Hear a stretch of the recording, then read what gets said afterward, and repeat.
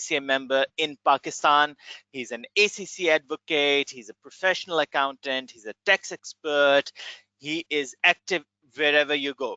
I used to be in Lahore, so I know his activities, the kind of work he does for ACCA fraternity. It's simply amazing.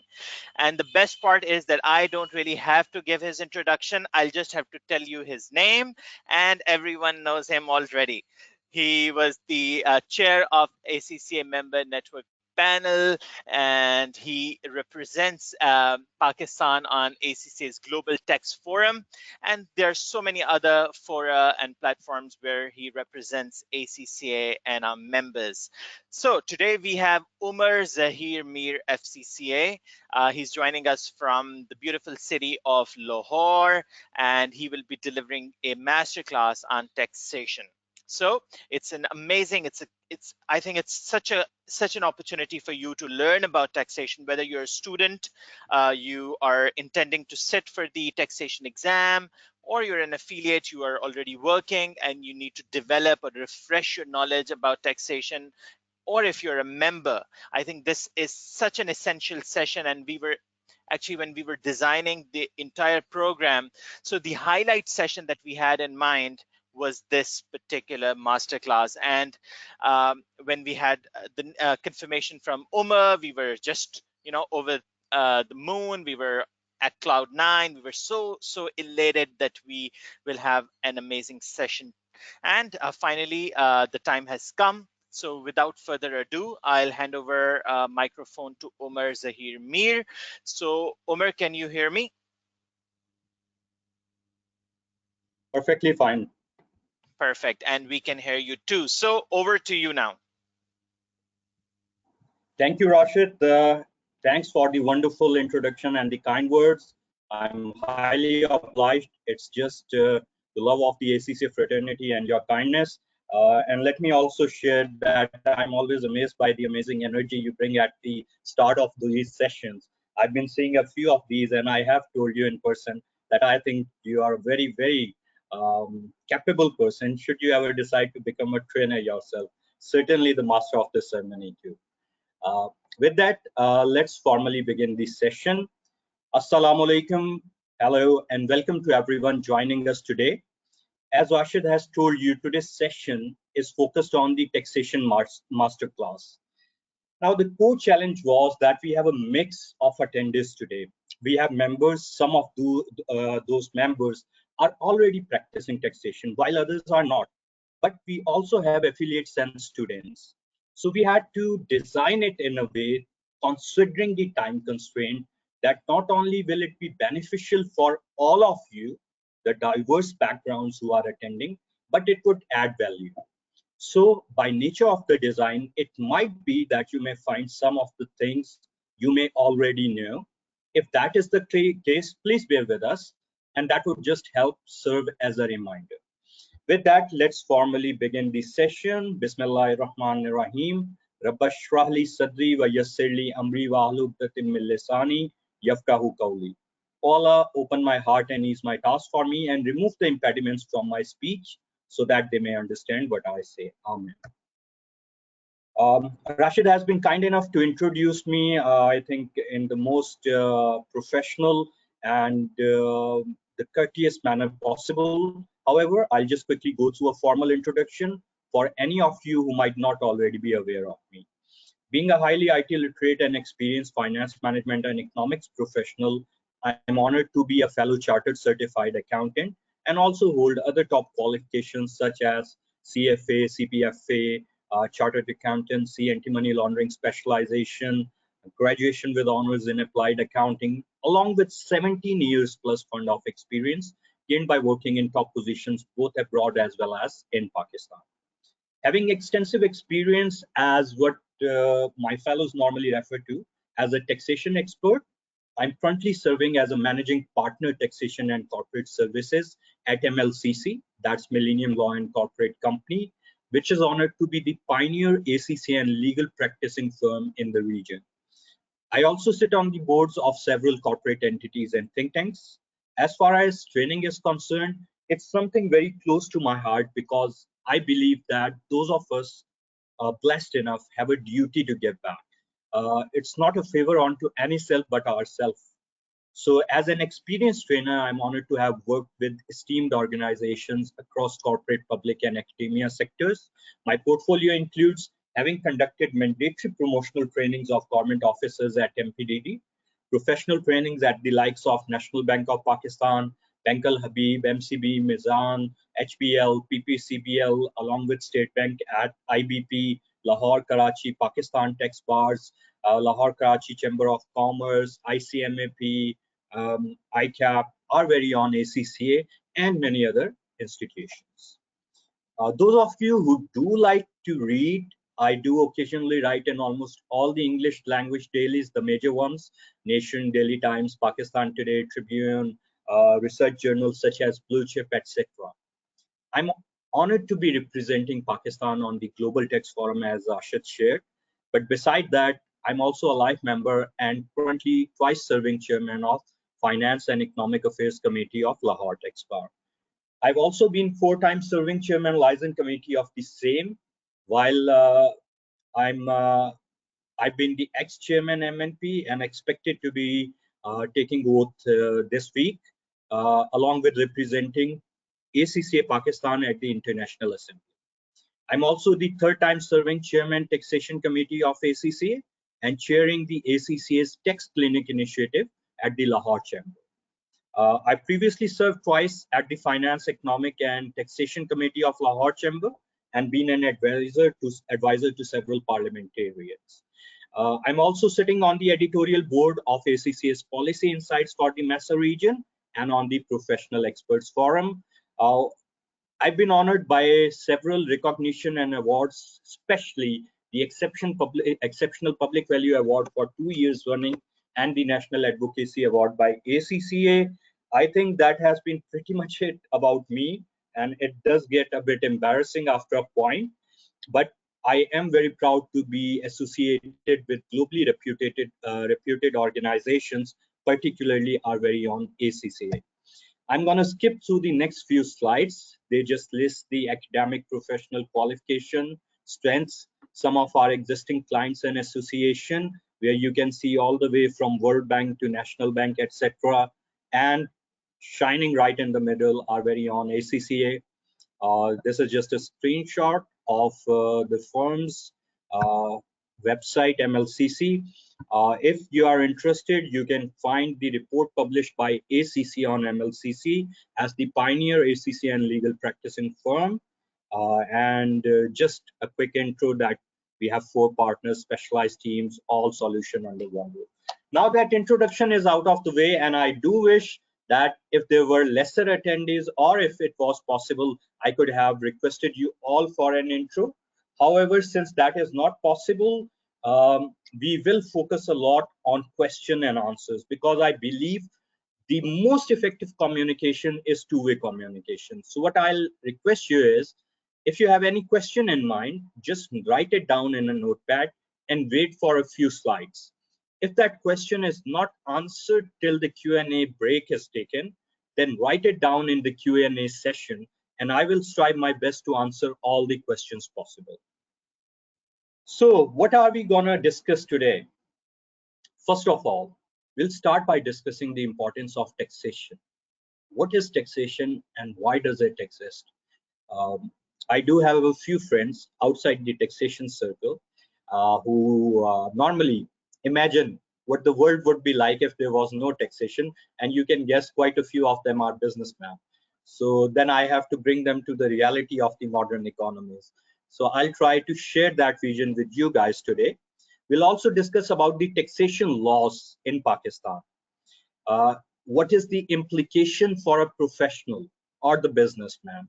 Not just the professional working in the taxation industry, but even if you are working elsewhere, how can the knowledge or mastery of the local laws and taxation can help you further in your careers?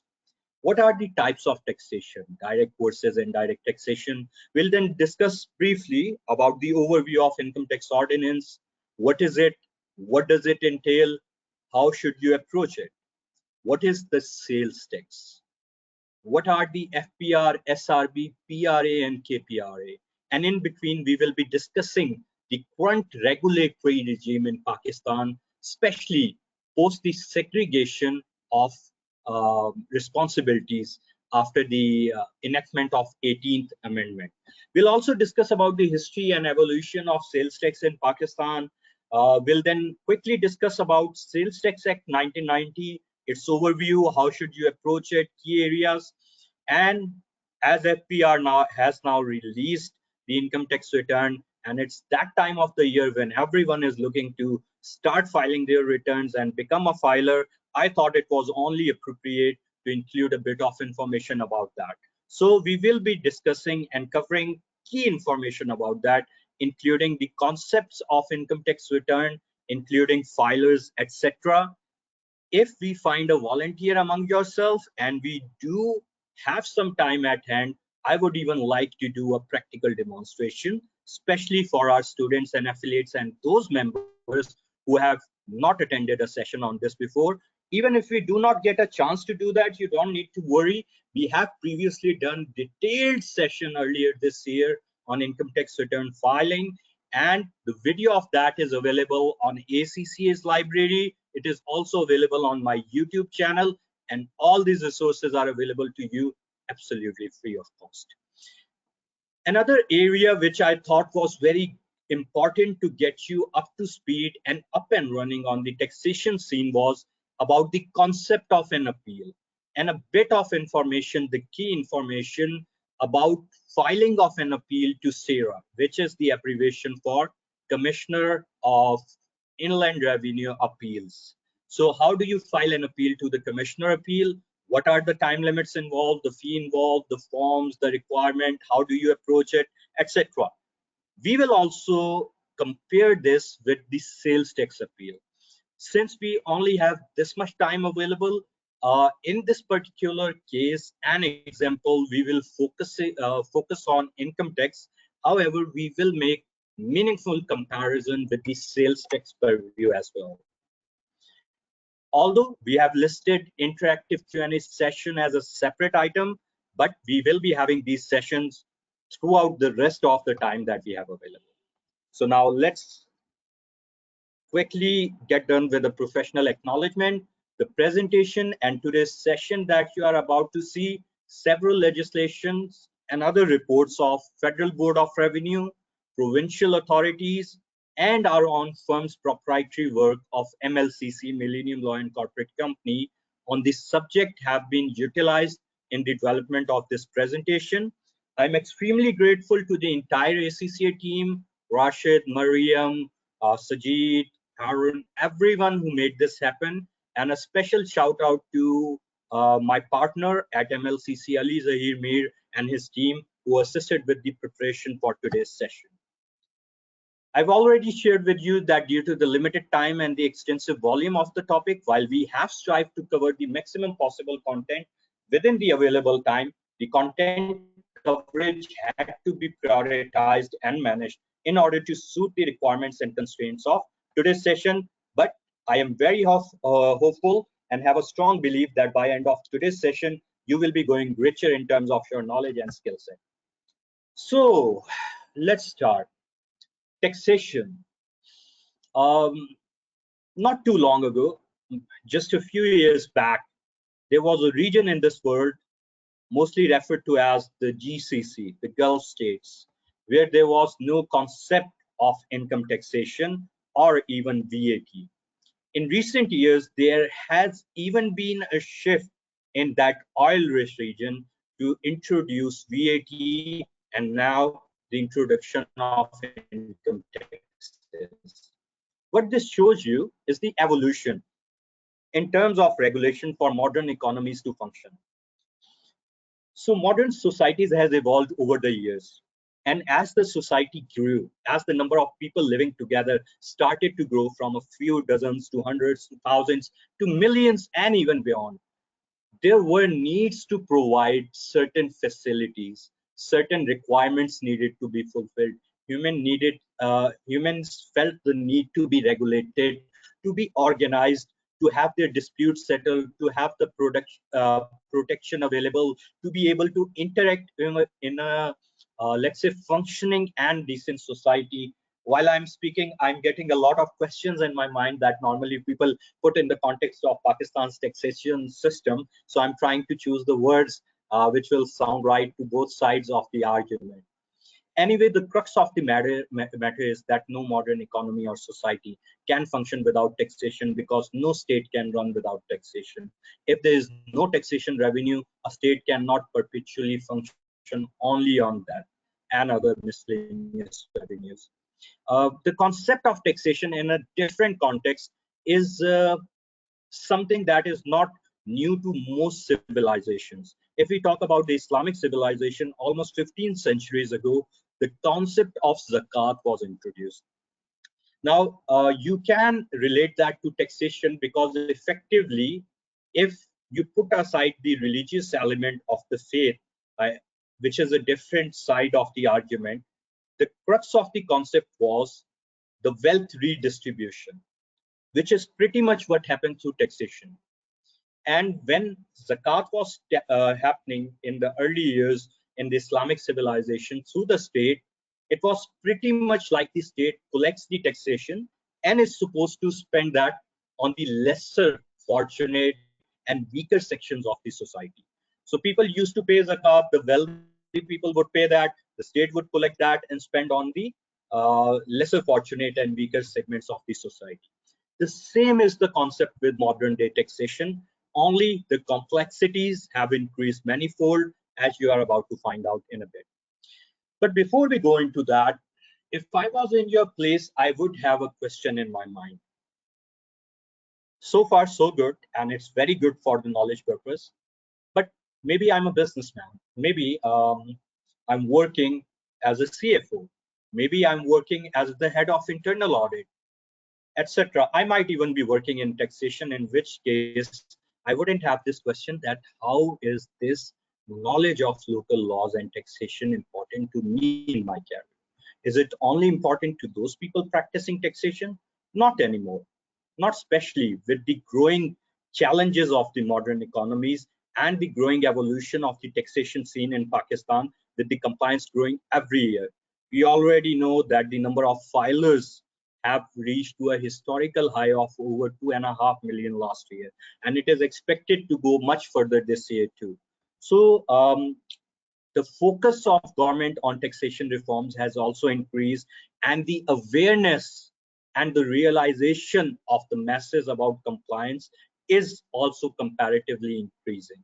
There is still much to be desired, but if we compare to the past, the knowledge and the requirement is increasing.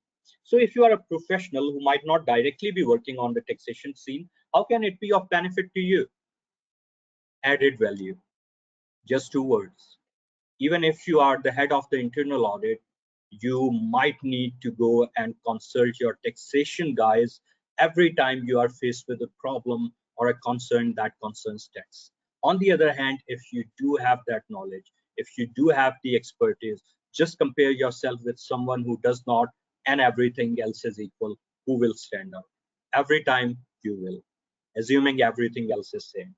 Even if you are not a professional, maybe you qualified, and being an ACCA member, as ACCA equips you with all the necessary skill set, you might have joined a family business or started something of your own, and you might have people who are doing the work for you, which is very good. But even in that case, the knowledge of taxation would just set you apart. Even when you are negotiating the business deal, you are dealing with your professional people, or you are just trying to understand the implication of maybe an issue or an inquiry that is faced by you.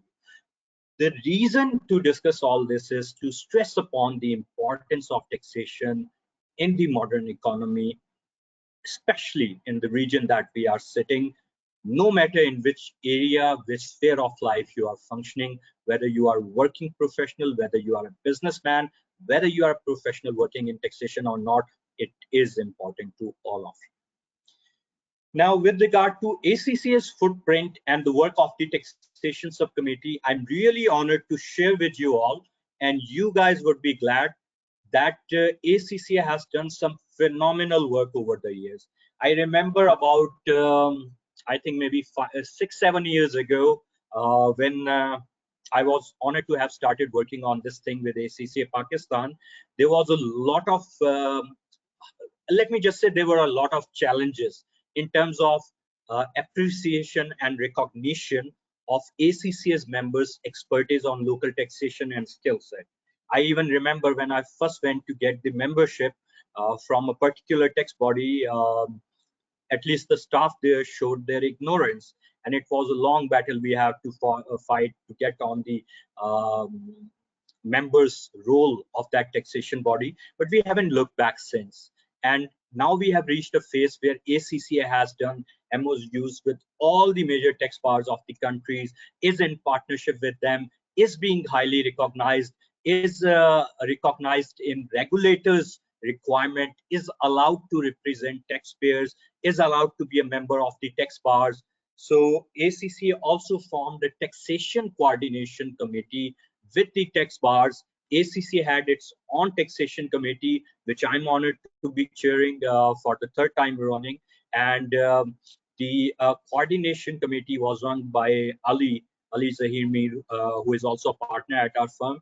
And during the past year, ACCA has signed MOUs with Lahore Tax Bar, Karachi Tax Bar, Multan Tax Bar. We have working and good relationship with Faisalabad Tax Bar, Pakistan Tax Bar, etc., etc. And this has been growing. So especially a shout out to the students and the affiliates. You will have it much, much, much better compared to us when you will become the member. And that is all thanks to the effort of members and other volunteers like yourself contributing, and especially to ACCA teams working very hard on this. With that, now that we have a good understanding of ACCA's contribution, where we understand the importance of the taxation, let's talk a bit about the technical stuff. So first things first, the taxation laws in Pakistan. As I previously shared with you, the taxation laws are basically the set of the laws to drive the revenues for the government to function and to service the citizen. The assumption is that government will provide key services to its citizen as guaranteed by the constitution of the country. Pakistan, by the way, has one of the most complex taxation systems, not just in the region, but the entire world, with a focus on indirect taxes, leading us to having over 70 different type of taxes. Yes, over 70 different type of taxes. It's altogether a different topic why we have so much focus on indirect taxes. The regulators on their part cite the nature of the economy largely being undocumented. Anyway, this has led to several sets of laws dealing with the specific taxation areas. However, all taxes can technically be divided into two broader categories. The first is the direct taxes, and the second is the indirect taxes. The direct taxes are the taxes that are levied directly on the income and are normally referred to as the income taxes. So for example, you are a businessman, you make a certain profit after taking out your expenses.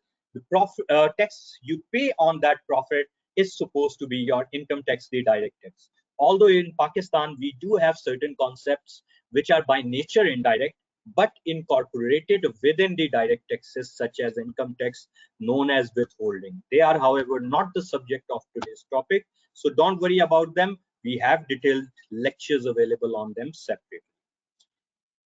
Other than direct taxes, and as compared to them, indirect taxes are kind of a mirror image because they are not levied on income directly, but rather on transactions and consumptions. Okay, so with regard to the direct taxes, the main focus today will be on income tax. Income tax in Pakistan is regulated by FBR, the Federal Board of Revenue. And the major set of legislation is Income Tax Ordinance 2001. This is available absolutely free of cost on FBR's website. A link that you can download from is also available on our website, mlcc.pk, and I will also email a copy to Rashid. So if you want that, you can send him or send me an email directly too. So income tax ordinance was basically enacted to to update the laws with the stated aim at the time of bringing the taxation laws in line with the modern international standards. It was promulgated back on 13th of September 2001 and became effective from the next tax year, 1st of July 2002. Each year, the ordinance is updated with any amendments that result from the approved budget, which then become the annual financing.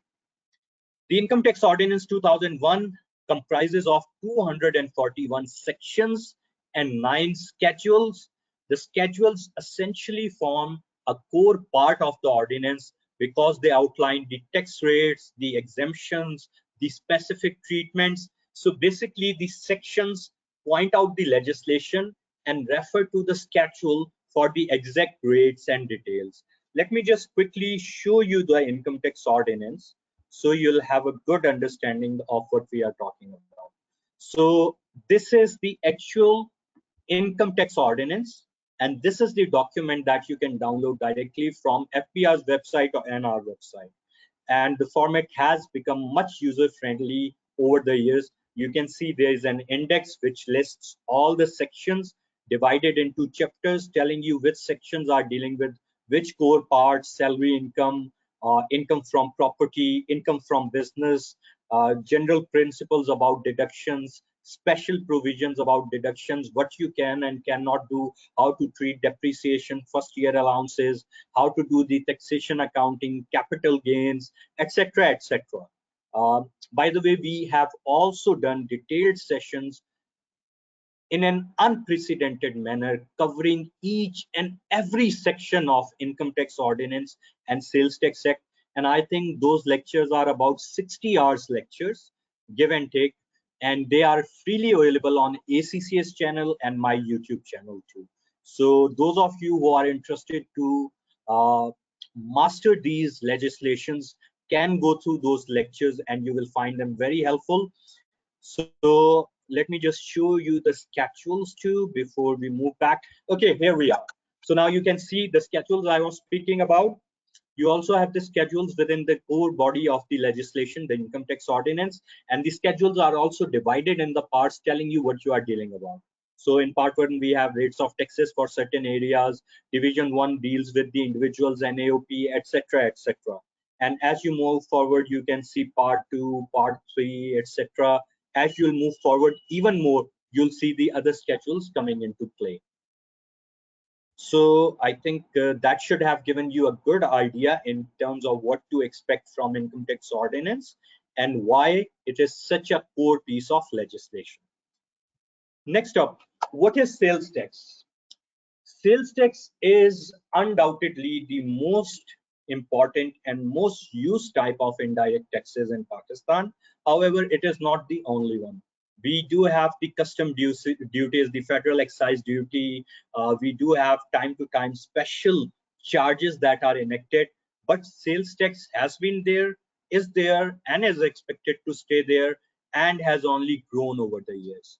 So what exactly is sales tax? As I told you before, sales tax is an indirect tax. It is an ad valorem tax, just like VAT. So what do we mean by ad valorem? Ad valorem refers to the mechanism where the tax is levied in proportion to the actual or estimated value of the goods and services. It does not concern with what was your cost, whether you made a profit or not. A transaction is happening, this tax will be levied on the value of the transaction, full stop. It is normally levied on the sale of goods and or services. Normally it is imposed on the gross price, which means the seller's net cost price plus the sales tax paid by the seller is added, plus the profit margin at each point of sale, and then the sales tax is calculated on that.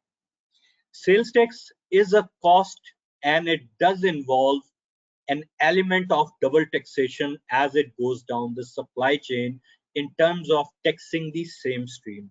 However, this is a phenomena which has been common across the globe, although you can argue that in Pakistan, the incidences of sales tax along the supply chain perhaps can be reduced.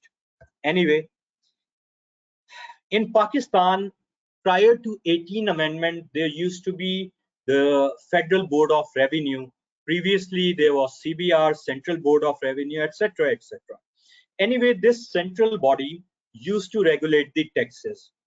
While the constitution did allow some part of the sales tax to be administered by the provincial authority, practically FPR was administering them because the provinces did neither have the capacity nor the clarity on the legislation, and it was a bit of a gray area. However, the in now famous, or depending on your view, in famous 18 amendment resulted in the segregation and devolution of sales tax on services to the provinces. So what happens now is that FPR deals with the federal taxes, which includes the entire income tax as well as sales tax on goods. However, sales tax on services is now administered and regulated by the provincial taxation and regulatory authorities. So in Sindh, we have SRB, which is the abbreviation of the Sindh Revenue Board. In Punjab, we have PRA, Punjab Revenue Authority, and in KP, we have KPRA, KPD Revenue Authority. Now, with regard to these evolutions, Sindh was the first one to take lead, create its own body, create a set of legislation and rules how to deal about these things, how to regulate and administer the sales tax on services. Punjab was next to follow suit, followed by KP and Balochistan. However, this segregation has given some major headaches to the businessman in terms of the lack of ease of doing businesses, because firstly, there is an issue of the categorization of a particular transaction as good and or services, because there have been in fact many instances where FPR argues one thing and send a notice to the taxpayer arguing that a particular transaction falls within the definition of the good. However, one of the provincial bodies come along and say, hi, not really, this is actually a service and you should be paying the tax to us instead of FPR. So the taxpayer often get caught in a catch-22 situation. Now, if that was not enough, the icing on the cake has been, and that's something I'm saying sarcastically, not really icing on the cake, that is that then the provincial authorities have this lack of harmonization among themselves too. So what happens is that if a company is set up in, let's say, Karachi, and its head office is in Karachi and it's doing business in Lahore. So what happens is that the Sindh Revenue Authority, Sindh Revenue Board says to it that since you are headquartered in Sindh province, since you are based here, you should be paying sales tax on services on all transaction to us. And then the PRA comes along and says, hey, hang on. In most of the world, the normal practice is that the incidents happen where the transaction is occurring. And you are actually doing business in Punjab. So you should be paying the sales tax on services to us. And then at times, to make the thing even more interesting for the tax professional and unfortunately complicated for the businessman, FPR comes along and says, hey, you know what? Forget about them both. We don't think this is a service. This is basically a goods transaction. So you should be paying sales tax to us.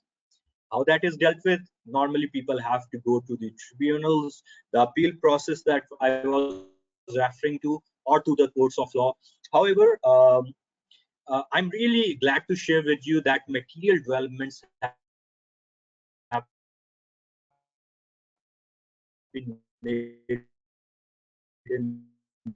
I have been to represent as the chair of the member network panel and the taxation subcommittees. We have advocated a harmonization.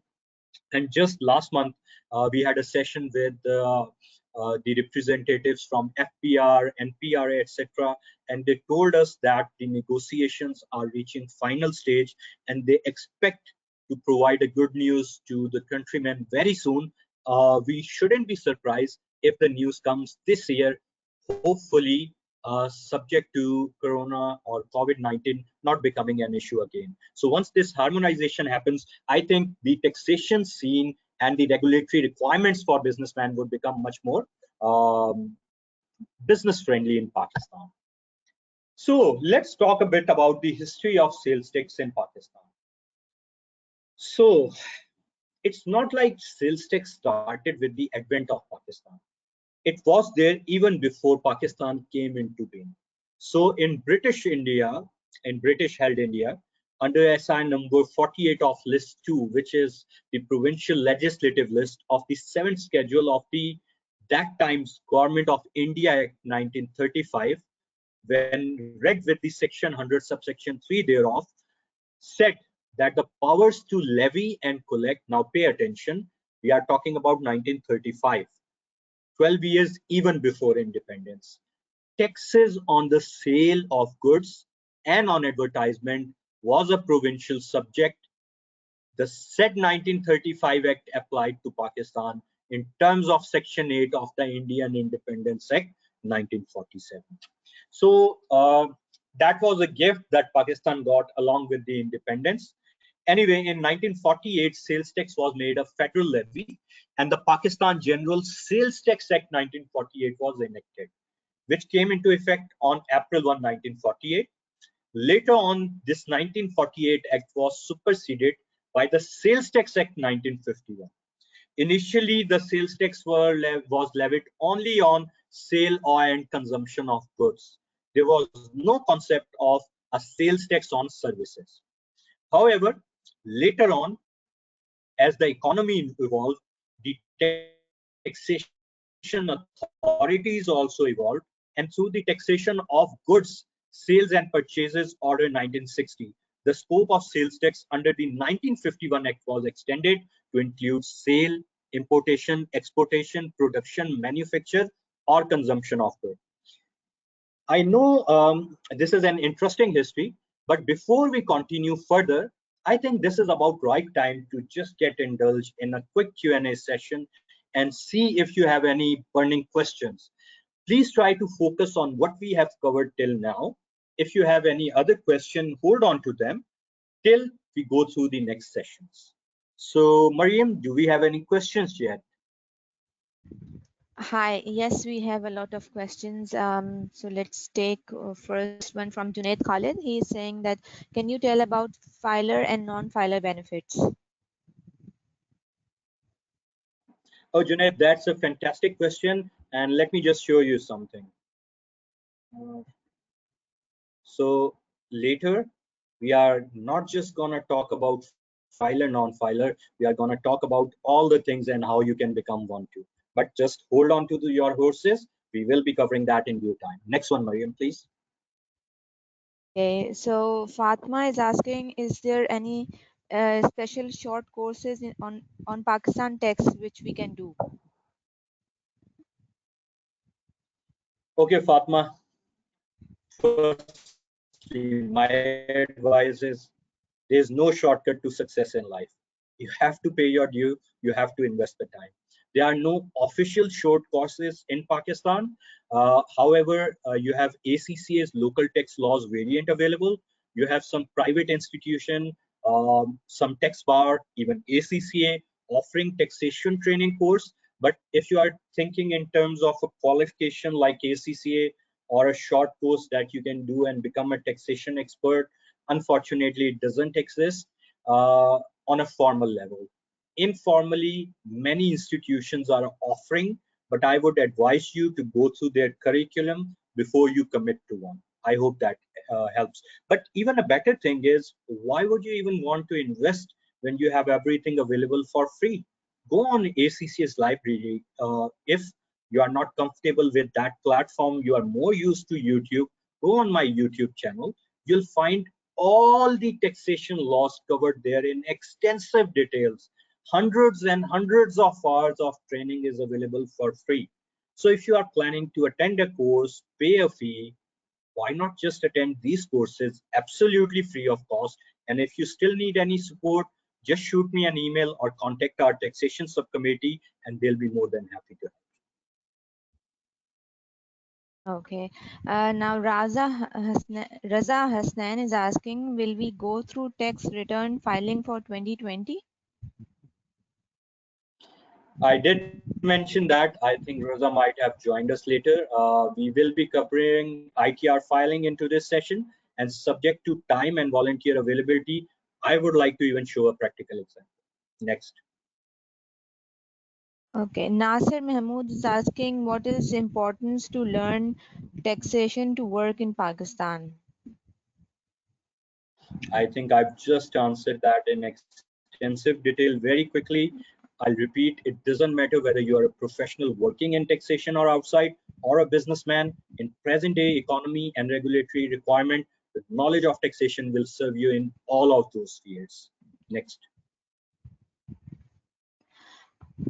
Okay, Muhammad Mohsin Siddiqui is saying I'm expecting the minimum output of this session is that after the completion of it, I will be able to file income tax return of individuals and sales tax return. Uh, I think you'll be able to do much more. You should be able to even go through the basic appeals and understand how to read the taxation laws. Next. Okay, Muhammad Hamis saying we have studied the UK tax FY 1314 and currently I am working in Dubai. Here we are dealing with VAT. So how this Pakistan taxation webinar is relevant to us? I mean, how will we get the benefit from it? Okay, firstly, the core of the taxation regime in Pakistan and UK is broadly similar. Because remember, Pakistan's laws and even taxation laws are based on the Anglo-Saxon framework.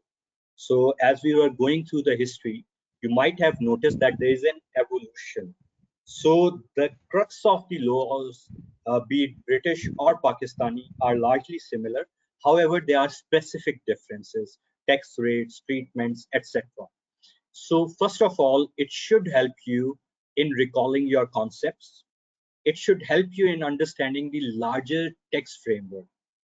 Gulf is very much in an infancy stage in terms of taxation evolution, and their VAT is an amalgamation of the British and Pakistani concepts. So if you have a good grasp of this, it should help you in understanding the current regime as well as the evolution that is taking place. I hope that answers the question. Next one. Okay. Junaid Khalid is saying how Pakistan is run 70 years without taxation and still facing problem in the subject, but zakat is only 2.5%, not 30 or 40%. Oh, that's a very, very interesting question. And I think if I start talking on that, then that will be the only thing we'll be talking about today. You see, in an effective taxation system, there has to be many things. In Pakistan, there are two, three major challenges.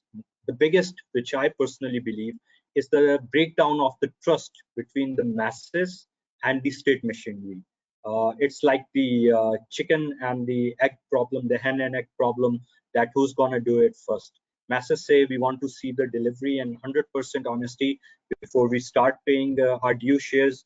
And the regulators say that unless we receive some amount of material monies, we can't really offer the service delivery that is being expected. Then there is the famous issue of corruptions and pilferages. Taking everything together, the system in Pakistan, let me just put it this way, is facing many, many challenges owing to this lack of trust, corruption, and pilferages. Also, our taxation regime needs serious structural reforms. I've just shared with you one core problem, the lack of harmonization. So if a business that wants to do business across Pakistan, it feels like it's doing business in 5 or 6 countries. If it goes out of Sindh in Punjab, it's like an altogether different regime and territory. Then it goes to KP, same problem, Balochistan, Gilgit Baltistan, Azad Kashmir, Islamabad Federal Territory. So you can see all these challenges that are there. The zakat makes it very simple, but remember, zakat was not the only tax. I just gave example of zakat to help you understand that the taxation is not just a modern day concept. It has been there in cultures, in religions, in societies and has evolved over time. So I hope that gives you a good brief idea. The rest I'll try to maybe someday do a session on the topic that you said. Let's move on to the next one. Okay. Osama Zulfikar is asking, taxation is one of the sources of generating revenues for the government, while distribution of government resources is a separate topic, right? Not essentially. Look, the purpose of taxation is manifold. There are at least two core purposes. Number one, to run the state. By running the state, you have some core function, for example, defense, foreign affairs, paying the salaries, the debt obligations, etc.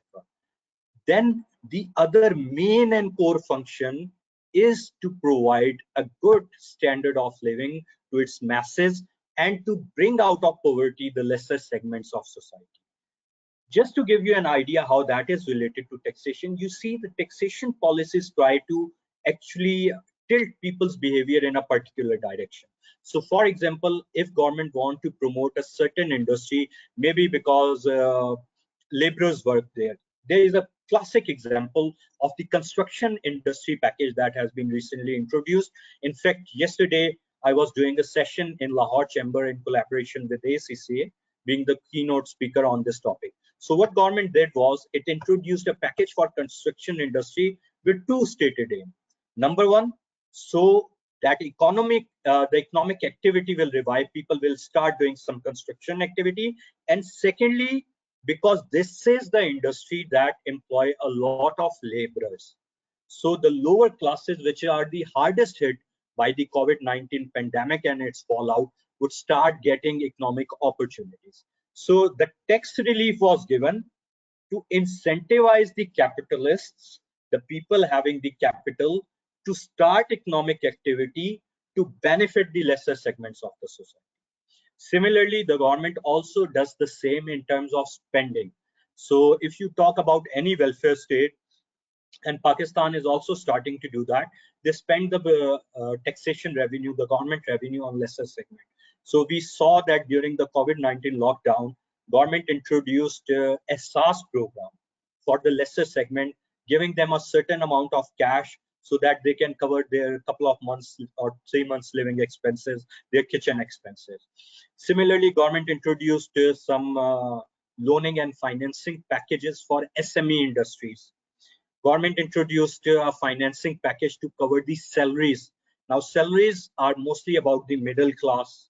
So can you see how the taxation revenues and taxation policies or financing policies can help direct the resources to particular segments of the society? I hope that clarifies the concept a bit. Let's move on. Okay, Hira Hafiz is asking, I'm interested to work for taxation department and my ultimate focus is to join FBR. So what are the steps or how can I get at that point? I think the best way is that you can contact me after the session. Send me a message on LinkedIn with your specific details. What are you doing right now? What have you done before? Do you have any taxation experience at all? Are you qualified or not? And then I can guide you, because one size does not fit all. However, the general route to take is to get some taxation experience, work in any good firm, spend a few years learning the ropes of the trade, and then you can maybe join the corporate sector if that is your aim. You can start your own practice if you want to. So there are so many opportunities that you can capitalize on. Send me a message on LinkedIn and I'll be more than happy to guide. Next one, Maya. Okay, Umar, actually, a lot of people are asking for your YouTube channel link, and if you can share it in the chat box along with your LinkedIn profile link, so that will be easy for the students or members to get in touch with you. Sure, I'll Okay, now in fact do that right now. So guys, okay. while Mariam is continuing to ask me the question, you have details of everything available in front of you. The YouTube link I'll also share in the chat box. Thank you, Umar. Anusha Munir is asking, please provide some brief on withholding taxes. Oh, Anusha, that's a very good question. I'm not sure at this stage, it might confuse everyone. Let's do one thing, Anusha. Hold on to this question. And I think around 4:45 would be the time when we would have covered everything in sufficient detail. Ask me this question then.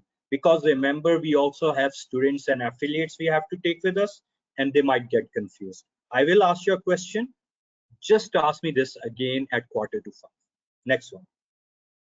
Okay, Sadia Anjum is asking what the sales tax percentage is recently applied on goods or services. And currently some sales tax percentage is being applied on all the goods, or it is differently applied on different goods. That's a very good question. The specific rates are given within the relevant acts. However, generally on goods, the rate is around 17%. On services, depending on which province and which service you are talking about, it can range between 16 to 19%. Generally, some services are even lower to the extent of 5%. I hope that answers. Next one. Okay, Nasir Mahmood is asking, in comparison to other countries, why is national system so complex? Okay, it's not like Pakistan is the only country that has the complex system. Pakistan has one of the most complex systems in the world. That would be the right thing to say. You see, the problem is that we have some issues. Our economy has not been documented over the years. Uh, People have not been that used to paying taxes. Let's be honest about it. Um, the segment that do the most compliance is the salaried person or any other area where the withholding taxes are deducted at source. Still, we know there are a lot of creative accounting practices. Then the nature of our taxation laws give a lot of subjective powers to the officer dealing, which in turn leads to the lack of trust. So it's exactly the catch 22 situation I told before. If you are talking about some other countries like UK or some other welfare states, number one, they have a very high literacy rate. You are talking in high 90s, even to some stages in many counties 100%. Secondly, people are educated about taxation being a national responsibility, even from their school days, and they treat it just like a cost of doing business, that this is a necessity that we have to pay. The focus is not necessarily on cheating the government, but legal means whereby you can reduce. The actual implementation of law is there. The law is largely objective, not giving subjective power. Then the economy is documented, so you can't hide anywhere. You have a bank account, everything is documented. The dealing in cash is minimal. In fact, let me tell you, almost every year when I go to UK, my biggest challenge is to find a good place where I can spend some of the currency that I'm carrying, and mostly I have to just bring that back. Let me just give you an idea what I mean. So if you go to a store and you have a card, now there is even touch and go. You can just touch, pay, and go. And if you have cash, there would be it would be very hard to find someone to take cash. But when you'll find, there would be like one table that is serving the cash clients, and there would be long queues. So basically, people are being discouraged from cash and being brought onto digital economy. Now compare that to our country. It's mostly cash. And then, businesses, many businesses maintain two sets of books. What for? The economy is not documented. Then on the other side, the nature of the tax laws, the taxpayer claims include a lot of harassment. So all these things lead to a system which is just getting complex by the day. I think a good approach would be to actually take a different route, introduce structural reforms, reduce the harassment, educate the masses, reinforce the trust element. And that is the foundation on which the building of a prosperous taxation regime can be built. Next one. Okay, Mohammad Rumail Malim is asking, is having such a complex tax system beneficial in compliance, or is it counterproductive? Well, that's a common sense. You probably answered the question yourself. That obviously, the more the complexity, the more the amount of resources in terms of time or money or qualified staff required for compliance would be. So obviously it increases the compliance cost. And let me share that Pakistani businessman, there was a study done, and there was a study by ACCA too, if I remember correctly, that did a comparison across the region in terms of ease of doing business. And Pakistani businesses were found to be spending the most amount of time on tax and regulatory compliance. So you're right there. Next. Okay, Farjad is asking any suggestions on SRB and PRA transportation services dispute? I think leave that for another session. This basically comes within the same thing we have discussed about harmonization, and I've shared with you that the good news is just last month we had a detailed session on this, and as per our knowledge, all these regulatory bodies, provincial and federal, are now moving fast towards kind of a compromise and agreement to help facilitate the businesses. So let's hope we see that soon. Next. Okay, Talha Malik is saying is CNF and CFR is same? Yeah, and let's I would request everyone, please try to focus your questions on what we have covered here. I do appreciate we would have some people already working in taxation, but remember, all our attendees are not, and I would be covering details later on. So hold on to your question if it's not relevant, and I'll only answer the relevant questions now. All the other questions will be answered in the last Q&A session of the day. Next. Okay, Sabah Tufail is saying please explain the further tax advance tax. Next. Not relevant, will be Um, explained later. okay, Mubashir Iqbal is asking, sir, will you cover the latest amendment in income tax? Which latest amendment? There have been many amendments. There has been an entire finance act that has been incorporated. So you have to be specific, my friend. Next one. Okay, Syed Hassan Ali is saying if federal and provincial authority not clear their jurisdiction, so till time which jurisdiction I pay tax? That's a very good question. And it's unfortunately one of the key problems businesses are facing. I did share about the lack of harmonization in terms of jurisdictional and definition issues. So if it's not like the authorities are not clear, it's like they have conflict in terms of definition. So the classic example is that because Karachi is the hub of the economic activity and most businesses are headquartered there, Sindh Revenue Board thinks it's in their interest if they can get businesses to pay taxes on sales tax on service on the basis of where they are registered. Now the other provinces say, okay, this would mean that we'll practically get nothing. So they cite example of UK, EU, etc., where sales tax on services is basically paid on where the transaction actually happened. But then the Sindh Revenue Board think, okay, if we do that, most of revenue would go out of our hand. So I'm being very frank now. I'm showing you the actual thing, the decision-making process happening behind the scene. It's not what they tell you. It's all formal lingua when they speak about it. But as they say, follow the money. It's all about the finances and their division at the end of the day. So if multiple authorities are approaching you and your tax consultant or your in-house staff have a certain view, follow that. But if multiple authorities are approaching you, my professional opinion is you will end up and you will need to go in a court of law. Meanwhile, Mariam, before you go forward, I have just shared in the chat box the link to the YouTube channel, but I think you will need to share it with all the audience.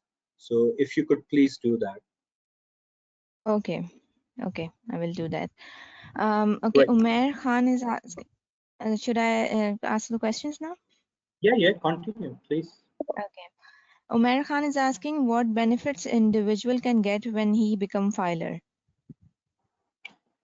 Uh, Umair, we'll be covering that in detail. But since you have asked, okay, as a courtesy, many benefits, almost 100% reduction in most of the taxes, being on the ATL, being able to claim adjustment, etc., etc., etc. Beside having your money being legalized or being whitened. Next. Okay, Zahra Aziz is asking if you can please guide how we can become a filer, produce procedure and method summarize so we can self-manage this, and I'll Akash is be also. covering that, Zara, later today. Next one. Okay. Muhammad Ghani is saying, can we file personal taxes after studying the UK variant? Nobody is saying you can't file. It depends on you. I would advise you that if it's the first time you are doing this, do consult someone senior who has been doing it, um, because there are specifics in terms of treatments, in terms of rates, in terms of allowance and disallowance, etc. Once you get used to it, there's nothing saying that you can't do it by just going through the legislation yourself. But my advice would be, at least the first time, consult someone senior and seasoned. Next. Hamza Rauf is saying, to what extent UK and Pak tax system is different? Hamza, there isn't a study section by section that you can say 10, 20, 30%. But as I've shared, the structure, the basic structure of the Anglo-Saxon laws is same. The core concept of direct taxes and indirect taxes is same, but there are some structural differences. In Pakistani taxes, there is a lot of focus on withholding because lack of documentation, which is not a major challenge for the British economy. So our tax rates are different, our withholdings are different, our allowances, disallowances are different. So while the structure broadly might be similar, there are major differences within on the specifics. Next one. Junaid Shah is asking, if our income is less than minimum tax threshold, then why should we become a tax filer? We'll be covering that in a bit. I'll be showing you exactly why and who needs to be a filer and who doesn't. Next. Okay, Fahim Akil is asking, still there are services provided by companies paying indirect taxes to FBR and not to SRB. Am I right? If they are based in Islamabad. So the sales tax on services for those doing the business within Islamabad, the Federal Capital Territory, falls within the regulatory ambit of FPR. Next. Kaina Sabri is asking, are there any tax ordinances specific to provisional taxation, provincial taxes, or are these also covered only under Income Tax Ordinance 2001? No. They are specific. It's a good question, actually, and something that we were about to cover. So we have separate legislation for all provinces. And I have mentioned to it that all provinces have their own sales tax legislation, the acts, the main body of the law, and the rules.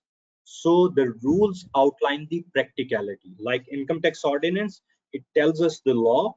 Then we have income tax rules, which point out the practicalities. Sales Tax Act covers the federal sales tax laws. Sales tax rules covers the practicality. In Sindh, we have Sindh Sales Tax on Services Act covers the legislation. The rules cover the practicality. Punjab Sales Tax on Services Act covered the law. Rules covered the practicality. So on the same pattern, we have separate bodies of legislations, the main acts, and the rules for each of the provincial regulatory authority. Next. Okay, Jamal Ahmed is asking, in which economies VAT is preferable and in which economies sales tax? Okay, that's an interesting question and something that has often led to debate. I think, in my personal opinion, if you have a largely educated and documented economy with a strict compliance to the law, you can move towards VAT more. If that is not the case, you have to go with some sort of an amended form like sales tax in Pakistan. However, within that too, I believe that the subjective powers of officers should be kept to a minimum to keep a check on any transgressions. Next. Muhammad Numan is asking, what about the recent add-ons by FBR in IRIS with respect to construction projects? Okay, that's a very good question, although we are not covering that today. But the good news is that yesterday I had a 2.5 hour session at the Lahore Chamber of Commerce and Industry, in which there was only 30 minutes presentation and 2 hours Q&A. And we'll be uploading the video of that next week. It covers that in extensive detail. It covers, I think, almost every perceivable question that you have. So just spare 2.5 months, half hours, not months, later this week to go through the session, and you'll get answers to all the question. Just to be specific, FPR has added the registration within the IRIS portal for any builder or developer aiming to avail the in construction industry package. Hope that answers the question. Next one. Cobb is asking, lawyers and consultants charge high for filing income tax return. Can you give some overview on online filing this year? What's the name? Cobb Alaptigine. I'm unable to pronounce Okay, it. that's Sorry. fine. That's okay. Well, as far as the overview is concerned, we did an overview earlier this year, but that was in April, and I do appreciate the Finance Act came after that. We have the incoming MNP this week. So once that MNP takes charge and we have the taxation committee in, I would propose to immediately hold a session on the income tax return filing. So inshallah, I'll be pushing that and I'll be available to do that for you. Next one. Okay, Muhammad Hamza is saying, what is the difference between annual sales tax return and most monthly sales withholding? Are these both come under provincial government? No, you are mixing two different concepts. So as far as the sales tax returns are concerned, they can be filed on monthly or quarterly basis, and you have an yearly reconciliation or filing in special circumstances. It is just a mechanism of filing, and that mechanism is largely available with all the regulatory bodies, be it federal or provincial. As far as the difference between federal and provincial is concerned, it's basically number one, sales tax on good, federal domain. Nice and easy. Sales tax on services, provincial domain. However, since Islamabad is not a province, the sales tax on services in Islamabad goes to the federal domain. Similarly, the federal excise duty and customs and excise goes to federal domain, which is FPR. I hope that clarifies. Next. Okay, Suleiman Akram is asking, can you please shed a light on ancient history of taxation? We are just doing that. So after the Q&A, I'll resume that. Next one. Okay, Muhammad Ali saying, as it's clear from your information that our country is heavily dependent on the indirect form of taxation, is this the reason of our country's failure regarding tax aspects, as in majority of the developed countries depend on direct taxes? Let me just correct you. It is an incorrect assertion that majority of the developed countries rely on direct taxes. You can say the proportion is lesser as compared to Pakistan. So even if you take UK or the US, a major portion is from indirect taxes. So there's no saying that there shouldn't be indirect taxes. Personally, I'm a big proponent of direct taxation because indirect taxation is regressive in nature. So a person who is earning millions pays the same amount of tax on a bottle of milk that the driver of that person pays. So it's basically taxing the weaker segments more. However, the problem in Pakistan, the challenge that does exist is the economy is not documented. Now, let's be honest. Let's also look at the other side of the picture. So about 2.5 million, 25 lakh people filed their return last year. Out of 220 million, 22 crore में से 25 लाख ने file किया, and half of them were almost nil returns. So if you take that half out, it's not even 0.4% of total population filing their income tax return with any tax service. How can you rely on direct taxation? That is one side.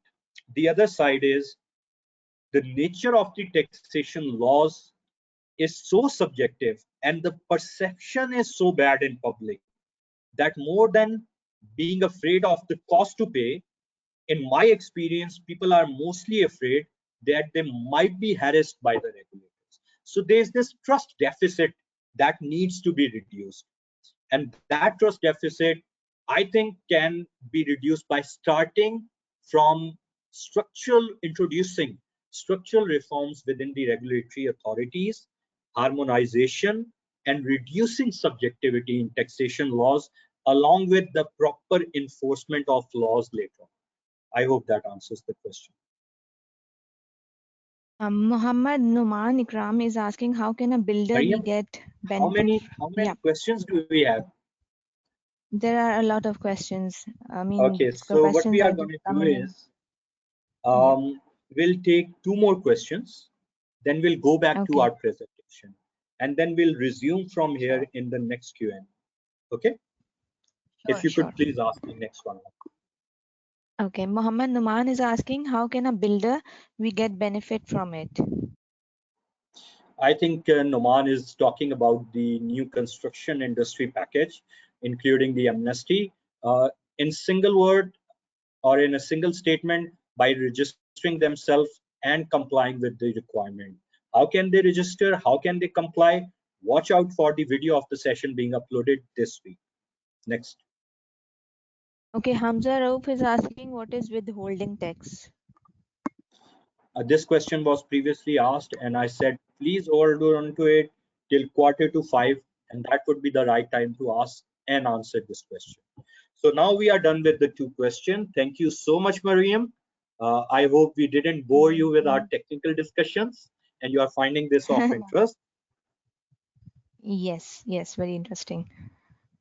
Okay, thank you. Let's go back to where we left from. So we were talking about history of sales taxes in Pakistan, and we briefly discussed about the evolution from the pre-independence 1935 Government of India Act to the Sales Tax Act of 1948, which was overridden by the Taxation of Goods Order 1960.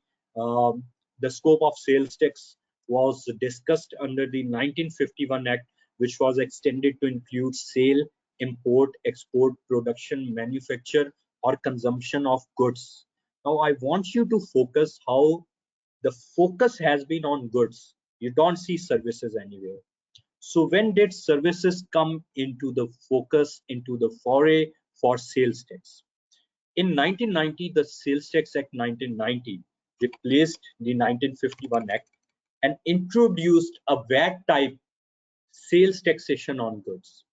Sales tax on services was never a subject of federal legislative list, being a matter not included in the federal legislative list or the concurrent legislative list. These are the constitutional terms, legal terms.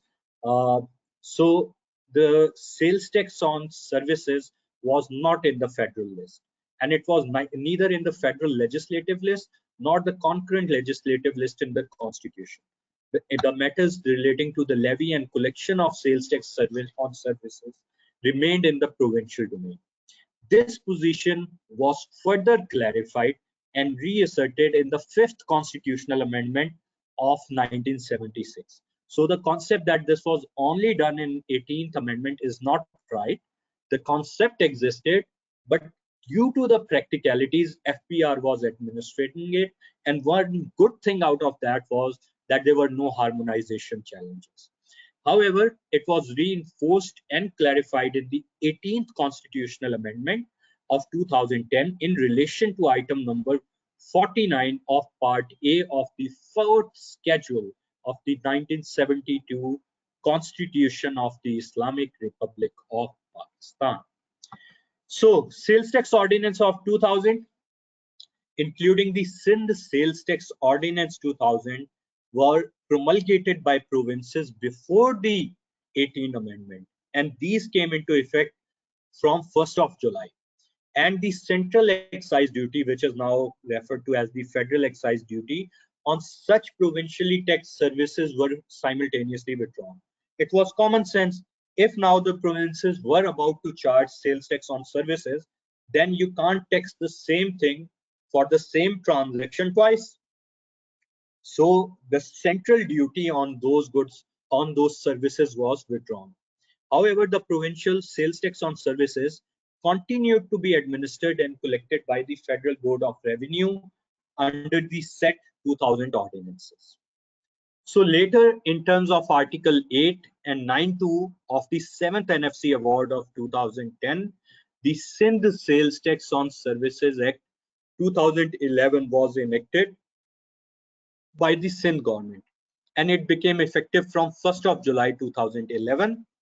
I told you that Sindh was the first one and took the lead in forming its own provincial taxation body as well as the taxation laws and rules. The Sindh sales tax is administered, regulated and collected by Sindh Revenue Board. It was followed by the enactment of Punjab Sales Tax on Services Act and sales tax rules in KP. So KP didn't initially bring any act. It just brought some rules and largely took a clue from the other existing legislation. However, KP had later on built its act, and now KP has its own act and rules both. So FBR issued a press release on the same day, that is 1st of July 2011, when the Sindh Sales Tax on Services Act was enacted, on the FAT page of its website, stating that the services rendered by a registered person who were previously subject to federal excise duty being collected in sales tax mode have now been subject to sales tax by provinces through their legislation with effect from 1st July 2011. The FPR, through a notification, has withdrawn federal excise duty on such services with effect from the same date, that is 1st July 2011, in order to avoid double taxation. Whew. So that was a quick summary of the evolution of sales taxes in Pakistan. I hope you found it interesting and you did understand how the sales tax on services existed before, was administered by FPR, and now devolved onto the provinces.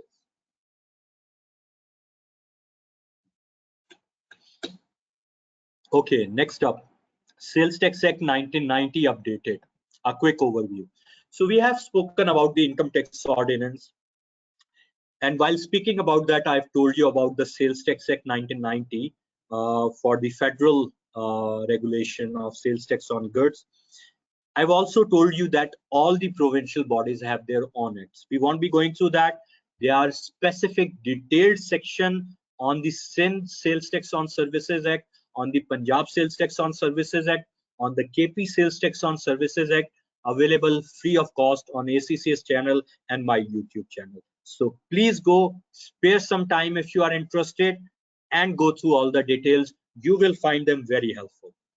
So Sales Tax Act 1990, it was enacted to replace the Sales Tax Act on 1951, and it came into being on 1st of November 1990. It has a total of 75 sections, and just like income tax ordinance, it also has 9 schedules, which forms the essential part of the body of the legislation and details the specific rates, exemptions, reduced rates, etc.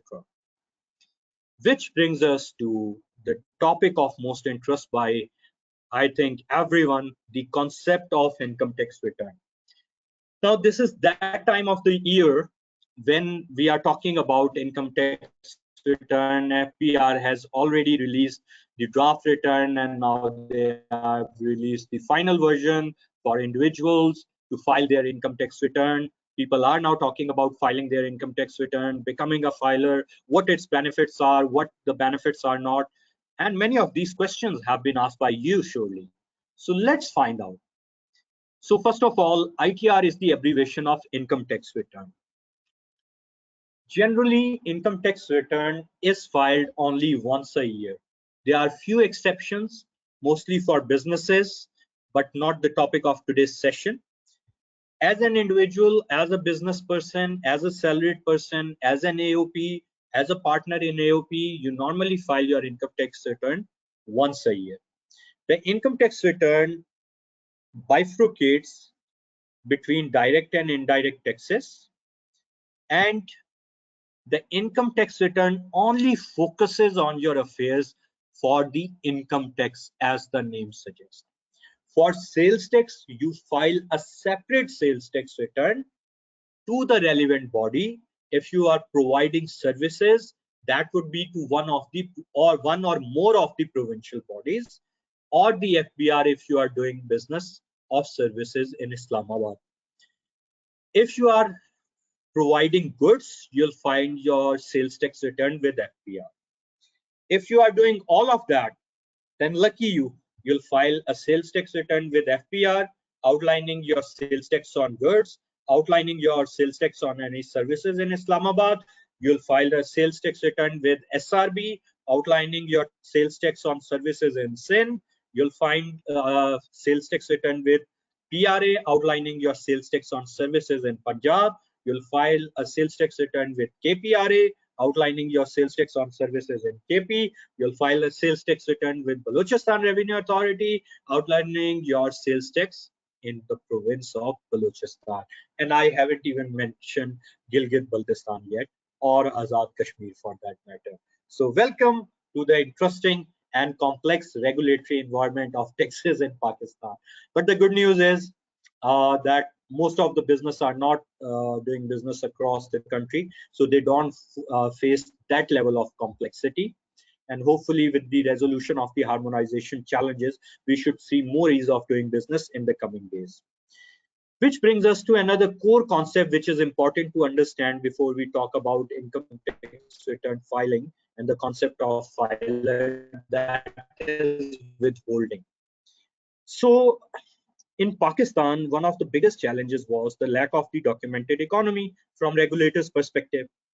And the problem was that almost all the major businesses, unless they require to for some need, maybe export license or import, normally end up showing losses. So not to name any particular business, the telecom industry for better part of a decade continued showing losses in its annual reports, accounts, tax returns. But interestingly, over the same time period, it continues to grow, and the entity that had a controlling stake brought by some outside party continue to remit billions of rupees abroad too. So anybody with common sense would think, if a business is continuously making losses and not getting major investments, where are they getting all the money to remit to abroad? Or where are they getting all the money to expand their networks? So I'm talking about a major industry, the telecom industry, which was under the broad spectrum, under the broad spotlight. If they were able to do that, you can think to the extent of creativity and non-compliance in other segments. Anyway, this was at least this is claimed to be the basis of the thinking behind withholding. So FPR came with a solution. They came up with the concept of withholding. So every individual person, when they'll make a payment to someone, they will withhold a part or complete of portion of the tax due, depending on many factors, whether it is income tax or sales tax, the counterparty is a good compliant party or not, whether you are properly duly registered or not, and which particular item or services we are talking about. So the concept of withholding exists both in income taxes and sales tax. And basically the concept is that while making the payment, you will withhold a portion or complete amount of the tax as applicable, and you will be responsible to pay that to FPR. If you do not do that, you will face penalties and you will face legal consequences. Now, one situation is that if it does not involve any written record, then you won't be able to claim that. Neither the other party would be. So either way, you'll end up losing, and comparatively, it would incentivize you, unless you have a big fear of harassment, to withhold the taxes and pay to FBR. And this has been a phenomenal success for FBR. for a material portion of their revenue is now collected through withholding.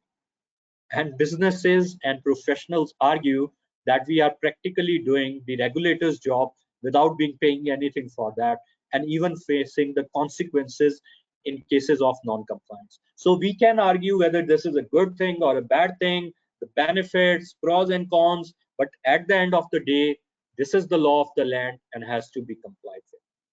So the income tax return, I've already told you, covers and focuses on income tax. There are three different regimes, not different, I should say three main regimes within the concept of income tax. The normal tax regime, the minimum tax regime, and the final tax regime. Before going further, I would like to see how many of us have a concept of that. So if you could just quickly type a one-liner, what do you think is the normal tax regime in terms of the income tax return? So please start typing your responses now. I'll give you 1 minute. I'll be back in a minute, and then Mariam will tell me your responses. So guys, start typing. You have 1 minute from now.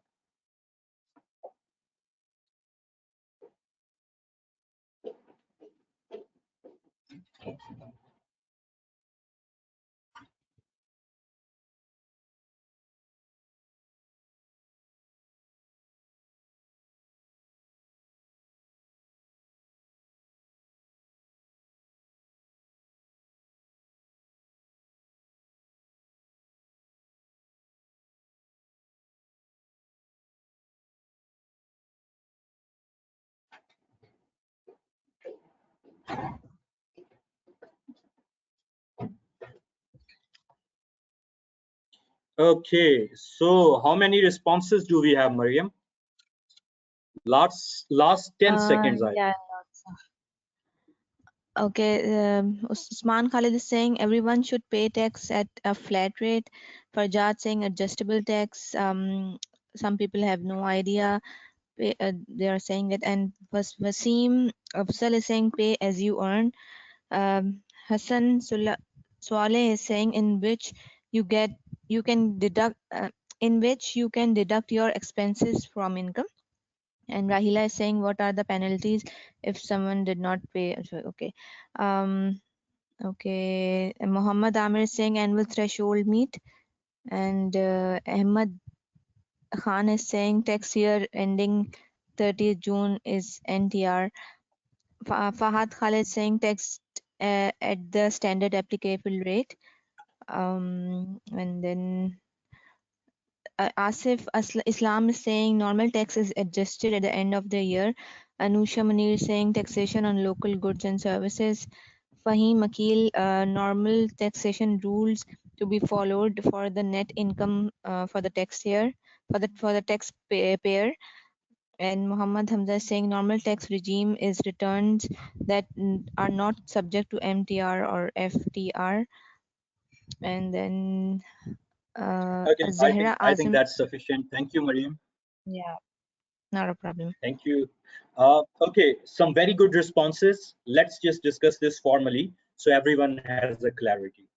So normal tax regime is what the name suggests, the typical normal concept you got from your accounting studies. So you'll show your income, you'll take out the expenses, any tax that you have paid before, you'll adjust that, and any tax liability that is now left after adjusting all that, you'll pay to the FPR. On the other hand, if some tax has been paid in excess before under the normal regime, FPR, at least in the books, is supposed to refund that back to you. What they do actually is an altogether different story that we'll discuss later in the ancillary issues section. So in normal tax regime, you just go normally, any tax you have paid is adjusted, and any additional liability either you pay to FPR, or if you have overpaid, is paid back to you. On the other hand, the final taxation is a different concept. It mostly happens with the importers, and used to happen for sections of export that were not exempted or reduced rate. So what happens under the final tax regime is that the tax that you pay is the full and final discharge of the liability, done and dusted. You can't claim any adjustment, nor would you be asked for any additional tax. So you don't have to worry about a tax audit. You don't have to worry about keeping the books of records if that's the only thing you are doing and you are done and dusted and you just don't have a worry in the world.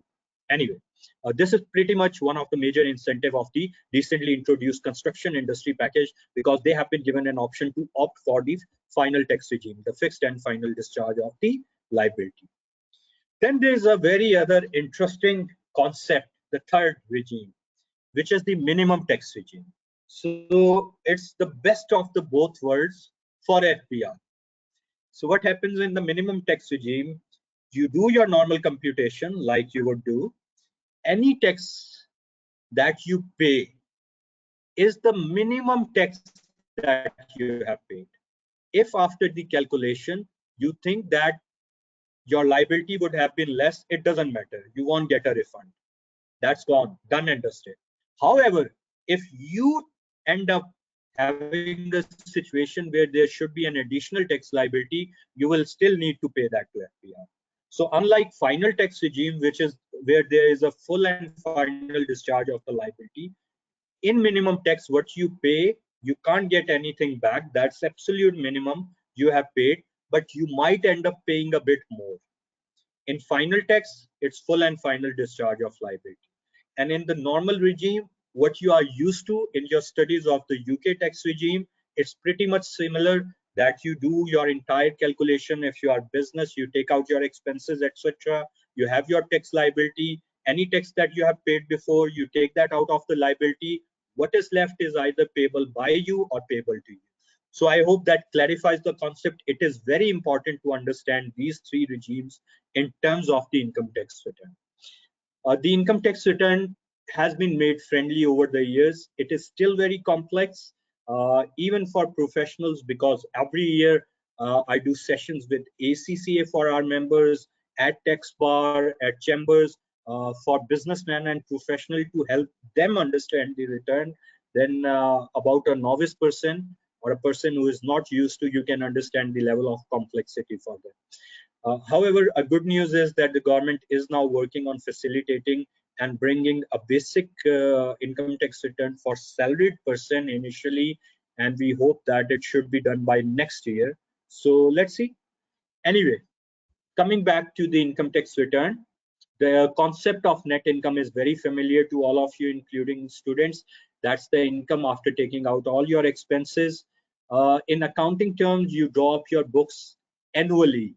However, when we talk about the tax return or tax affairs, the relevant period is the tax year.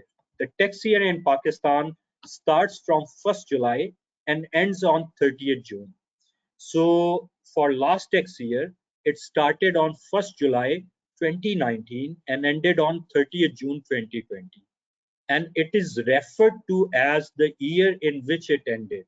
So this last tax year would be called tax year 2020. And the year that we are going through right now, it started on 1st July 2020 and it will end on 30th June 2021. And it is referred to as the tax year 2021. So it may be the case that your normal annual year accounting year might coincide with the tax year, then that's fine. But it might have a different date. A tax year may have one or more accounting periods. If you have more accounting period, just like you studied in your ACCA studies, you'll have to bifurcate and take the relevant sections of the year that falls within the tax year for your taxation computation. The income tax return is drawn up in a statutory legal format to basically report your state of affairs and performance during the period, which is another word for your profit and loss account, income statement, and your balance sheet. So, who should file income tax return? Pretty much everyone. So the best way is to start by saying who can claim exemption from filing income tax return, who does not need to file income tax return. So as per the law, and this is the actual section that I've copied, so you don't need to even go back to the body of the law. This is section 115. It states a widow is exempt, an orphan under the age of 25 is exempt, a disabled person is exempt, or in case of ownership of an immovable property, a non-resident person does not need to file income tax return. However, you need to remember they don't need to file. But if they don't file, the catch 22 is they will not be filer. They will still be getting taxes deducted at higher rates and non-adjustable on their banking transaction, on any property transaction they do, etc., etc. So if they have anything at all, even the bank accounts, etc., it might actually be in their interest to not claim the exemption and actually file the income tax return. Mean we have proposed that the real essence of exemption would only be effective if these people who are exempt, their names are automatically put on the ATL. As long as their names are not put on the ATL, they do not become active, they will end up losing. So practically the exemption is only in terms that you cannot be prosecuted, but you will still be financially penalized practically. Next, who are required to file the income tax return?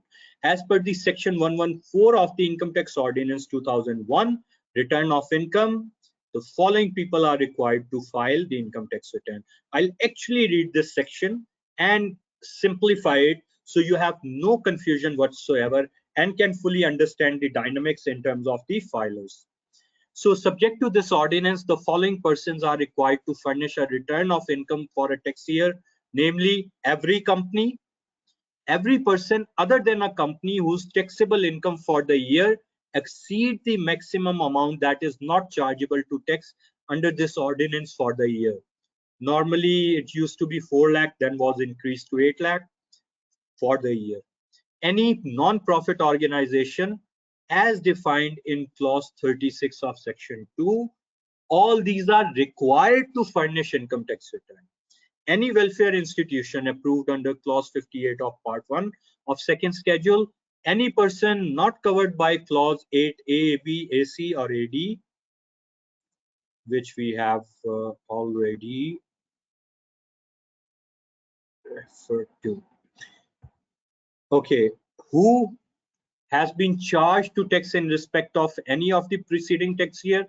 So अगर आप बाकी किसी requirement में पूरा नहीं आ रहे लेकिन पिछले 2 साल में आपको टैक्स चार्ज हुआ है, आपने पे किया है या आपको डिडक्ट हुआ है विद होल्डिंग, आपको रिटर्न फाइल करनी है. Claim a loss carried forward under this return for a tax year, return file करनी है.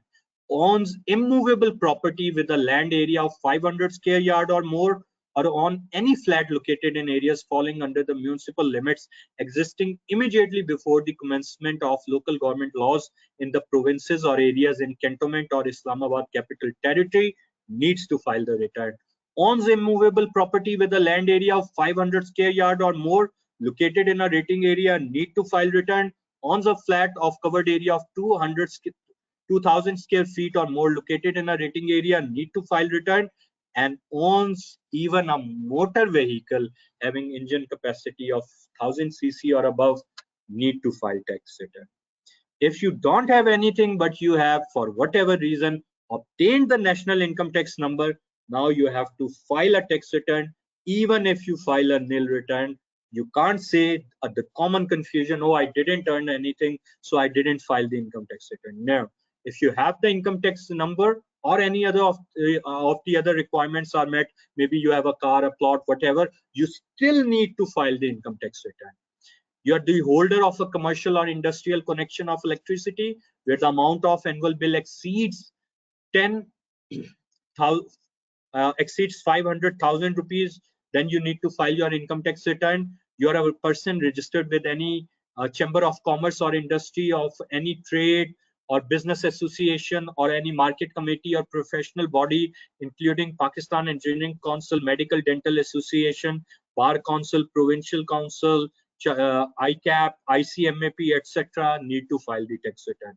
Even you ACCA members need to file tax return. Every resident person being an individual required to file foreign income and asset statement under section 116A.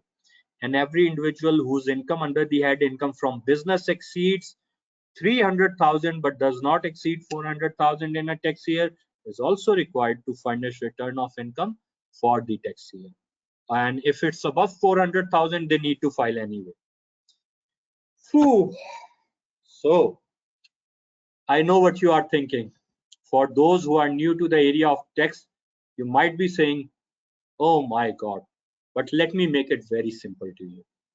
If you have any kind of property, if you have any asset, if you have NTN, if you even have a bank account, I suggest you get an NTN if you haven't, and you start filing your tax return. Even if you file a nil return, it would still be in your benefit.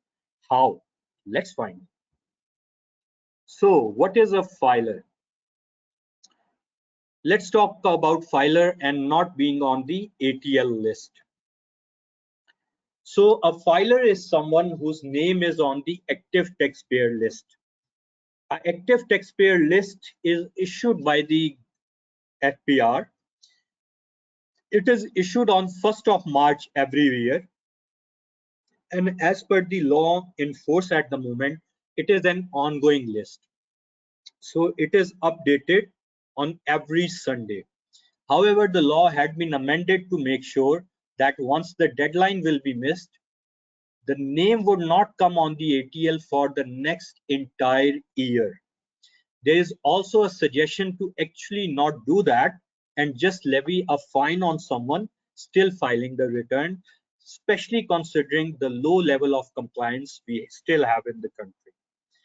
The ATL's concept is very interesting. It runs 1 year in the past. So what do I mean by that? So right now, the income tax return for tax year 2020 has been introduced.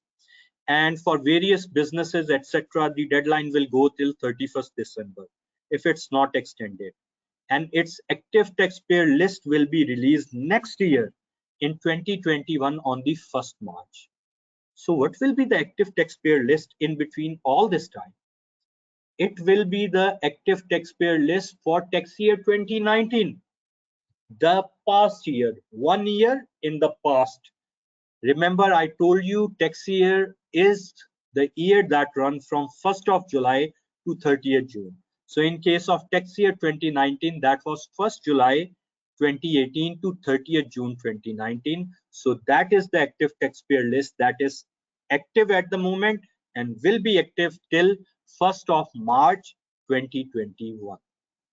So previously there used to be a simple concept, either you are a filer or you are a non-filer. Now the government has done away with non-filer. There is no such thing as non-filer that exists now. Either you are a filer or you are not on the active taxpayer list. Well, that's the law. That's the change that happened. Active taxpayer list means the list instituted by the Federal Board of Revenue under Section 181A and includes such lists issued by Azad Jammu and Kashmir Central Board of Revenue or Gilgit-Baltistan Council Board of Revenue. So what are the benefits for the filers? First things first, no tax deduction on certain transactions like cash withdrawals from bank. So this has been done away with. If you become a filer, you will not be charged any tax on cash withdrawals. You would still be charged tax on other transactions, but they would be 100% less than those who are not filers, who are not on active taxpayer list.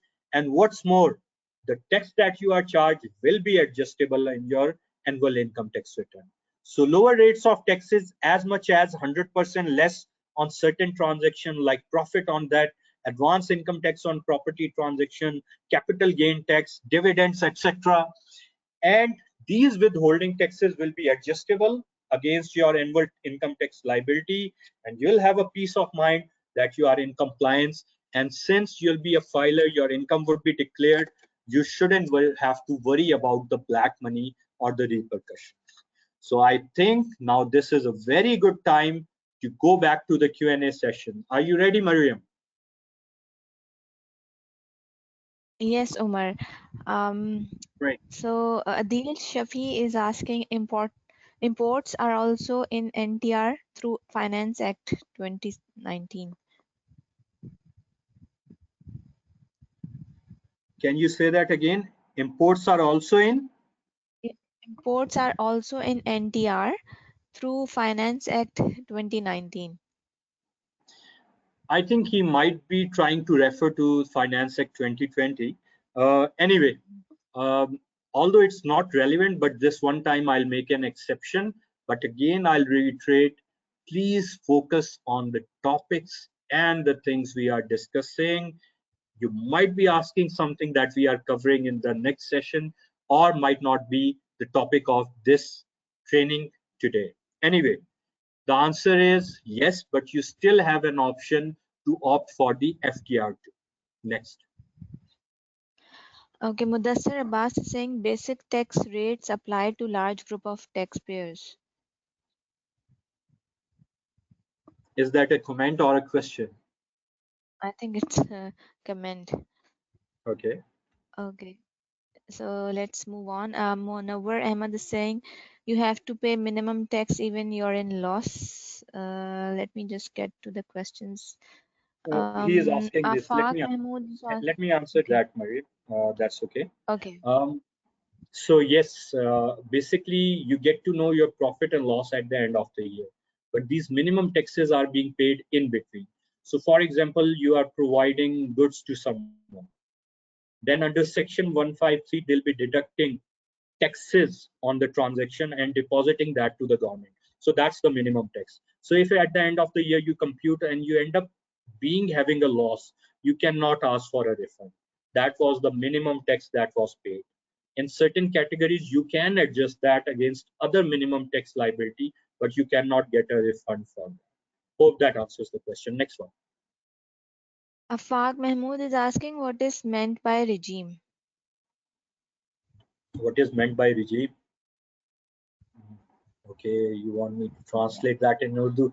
Regime is a setup, a structure, a body, institution, a regulatory environment, a regulatory body. So I think he's asking in terms of regime as in normal, minimum, or final tax regime.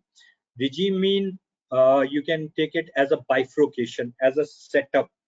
If you go through the income tax return, I'll try to show you in a bit. Your income tax return have the figures categorized as either normal, minimum, or fixed. And for different transactions, they are categorized in one of these three regimes. So the easiest way to understand is perhaps to call it a category. I hope that answers. Next one. Okay, Muhammad Hussain is asking refund in the form of cash or amount payback or will adjusted with future tax payable. Well, a refund is supposed to be in any form you want, but practically in the form of cash or banking instrument to be deposited, to be more precise, is the hardest to get from FPR. Most of the time when FPR do allow the refunds, normally they are in the form of adjustment. It's not inconceivable, it's not impossible. Alhamdulillah, we do that a lot, but it is extremely challenging and difficult. Next one. Okay, Usman Khalid is asking, so people getting pension income must file income tax return? It's not just pension income. If a person doesn't have anything and is getting pension income, they don't need to file income tax return. But if they are getting pension income, I would expect they might have a motor vehicle of 1000 cc or more. They might have a house or a plot. They might have taken NTN during their lifetime while they were working. They might have some other sort of property. They might have bank accounts. They might have savings. They might have invested in national savings certificate. So by virtue of one of those other requirements, they would need to file the tax return. I hope that answers. Next one. Okay, Sumaira Khalid is asking, sir, if we do freelancing, self-employment, for example, in that case, also we have to pay tax? Okay, that's an interesting question. The law say you should declare all your income that exists, and the right and the ethical thing would be to do that. But it's a gray area because the taxation laws still needs to do a lot of catching up. They haven't precisely focused on freelancing. They don't have any capacity as yet to identify the freelancers work in the country. But being an ethical person and a law-abiding citizen, um, you should go by the book, declare your income, pay the due taxes. Next one. Okay, Muhammad Hamza is saying, sir, for people earning intending commission have to pay 5% withholding when cashing funds from bank. Why is the rate not double or for non-filers? Okay, we are again going on those territories. And since I answered one question, now all the questions are coming off the topic. Okay, I think hold on to these questions that are not relevant and ask me in the last Q&A session of the day. Now, Mariam, just go through the question and any question that is not relevant, instead of going through this instruction again and again, I would simply say non-relevant and you'll move on to the next one. So next one. Okay, great. Hussein Swaleh is asking to what extent income tax, sales tax, FET, and customs are applicable to Gilgit-Baltistan. Gilgit-Baltistan is very close to my heart, but it goes to the last session. Not relevant. Next. Okay, and Wasim Afzal is saying, will paying more taxes help improve the condition of Pakistan's economy? Definitely, that's what the common sense says. Next. Okay, Zahra is asking, what is the benefit of being a filer to government? I think you have already answered that. Exactly. Yeah, and Navaran Ali is asking, is there any way to adjust sales tax and on sales tax and individual paying on good and services? The provincial and federal authorities are working, and this is a breaking news for some of you. They are working on a single sales tax return. So once that comes into being, it should be very simple. As of right now, if you are filing with FBR, you can take adjustment for any sales taxes that you are paying in provinces if you are not already claiming them there. Hope that answers. Next one. Okay, sorry. Muhammad Hamza is asking, sir, why has FBR discouraged filing of statement of final taxation? You need to be precise what you mean by discouraged. If you could elaborate. Next. Okay, Omar Ghaffar is saying, sir, I'm working as a freelancer and the payment I received from foreign clients, whether through banking channel or pay owner, it shows up in my HBL statement as local IBFT transaction as the freelancer company is maintaining an account with UBL.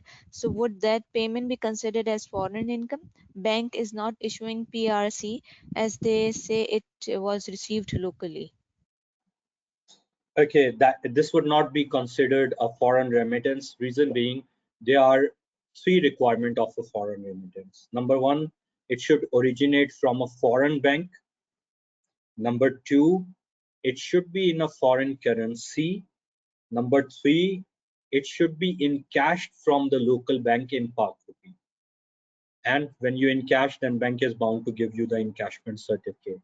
If these three conditions are not met, then it would not be a foreign currency per se. uh, it won't be, sorry, a foreign remittance per se. Your bank is telling you the right thing in this instance. Next one. Okay, Vakas Ahmed is asking, being a salaried person in Gulf country, is it required to file income tax as a person is non-resident of Pakistan and not gaining any benefits in Pakistan? If you do not have any property in Pakistan, bank account in Pakistan, a vehicle in your name over 1000 cc, haven't taken NTN before, etc., and have no Pakistan sourced income, then you don't need to. Next. Okay, Kainat Sabri is asking, can you please brief on the difference between advance income taxes, withholding taxes, and sales tax? Okay, Kainat, I think I've already discussed sales tax and withholding tax in extensive details. If you have missed, the recording of this session will be available. When will it be available, Mariam? I think it will be available in a day or two after the session on Fantastic. email. So you'll be able to see that. As far as advanced taxes are concerned, I will tell you that right now. Advanced taxes is just the income tax you pay entirely in advance yourself. So in withholding, someone making a payment to you is deducting. In advanced taxes, you are making the payment but paying the tax in advance. So for example, if you are doing a property transaction, and you go and purchase the property will not be registered unless you pay the income tax due on that transaction in advance. So you are making the payment and you are paying the entire tax liability in advance, which is adjustable against your annual income tax liability. In the withholding, as opposed to this, somebody making a payment to you is deducting your income tax. For example, you provided services to someone. So under section 153, they are deducting income tax on those services and making a net payment to you.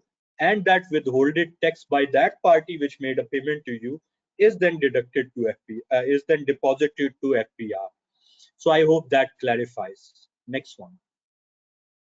Okay, Vakar Alam is saying, excellent presentation going on. Is there any difference between ITR for resident and non-resident? Thank you very much, Wakar. The ITR is basically the similar, but if you are a foreign resident who is only required to disclose their foreign assets, then you just need to file a simplified version and declaration of 116A. Next one. Okay, Junaid Khalid is asking why having only bank account should be a filer. What type of tax we face in this case if someone having 1 crore in the bank? If you have 1 crore in the bank, there won't just be any tax on 1 crore, but when you withdraw the money or when you do a transaction, there would be a tax on that if you issue a draft or if you withdraw the cash from the account. But if you become a filer, there would be no tax on the cash withdrawal. And taxes on other transactions would be reduced by 100%, by 50% because they'll be 100% higher. Uh, Having a bank account in itself does not require you to become a filer, but it makes sense to become a filer since if you have a bank account and you don't become a filer, you would be incurring additional cost in terms of non-adjustable higher rates of taxes. On the other hand, if you become a filer and you don't have any income, just a bank account, you'll be filing a nil return, no need to pay any additional taxes, and the tax on cash withdrawal won't be deducted. Any other advance or withholding taxes would then become adjustable. So it makes an absolute sense. As far as the 1 crore that you have in your account, if you have paid on any tax on that, that's fine. If that was undeclared income, then you can be asked under section 111 of the income tax ordinance about the source of those funds. Where did you get those 1 crore from? I hope that answers. Next one. Okay, Altamash Siddiqui is saying, I have recently returned from Dubai. I have just opened my first bank account in Pakistan, and I'm not on active taxpayer list. How can I find my NTN? Almas, NTN does not automatically happen for you as of now. You need to register for it if you have it. Depending on what you are doing in Pakistan now, are you doing some business or employment? You can apply accordingly, and it's very straightforward and get registered. If you want, you can get in touch with our firm. They'll do it free of cost for all ACCA members, affiliates, and students. Your tax registration would be done without any charge for you. Once you are registered for the tax, you will then need to file your income tax return. Once you file that, if you want to come on ATL immediately, you'll also need to file for the last year, pay a small amount of fine depending on you are an individual or company, and get your name on the active taxpayer list and avail all the benefits of being a filer. I hope that answers. Next one. Hamza Roof is asking what is nil return. A nil return is a return declaring no income and in most cases no expenses. Next. Rashid Ali is asking, my question is that what is the procedure if a salaried person is registered as business individual on IRIS? You then need to see whether you fulfill the criteria of filing the return as a salaried individual or not, which generally entails having a salary income being 75% or more of your total income. If that is the case, you will still go with the salary return and declare your business income within the part of that. If not, then you'll go with the business individual's return, focusing more on the business side. And the good thing about IRIS is the tax return will do the computation for those individual parts using the pre-fed tax rates by FBR itself. I hope that answers. Next one.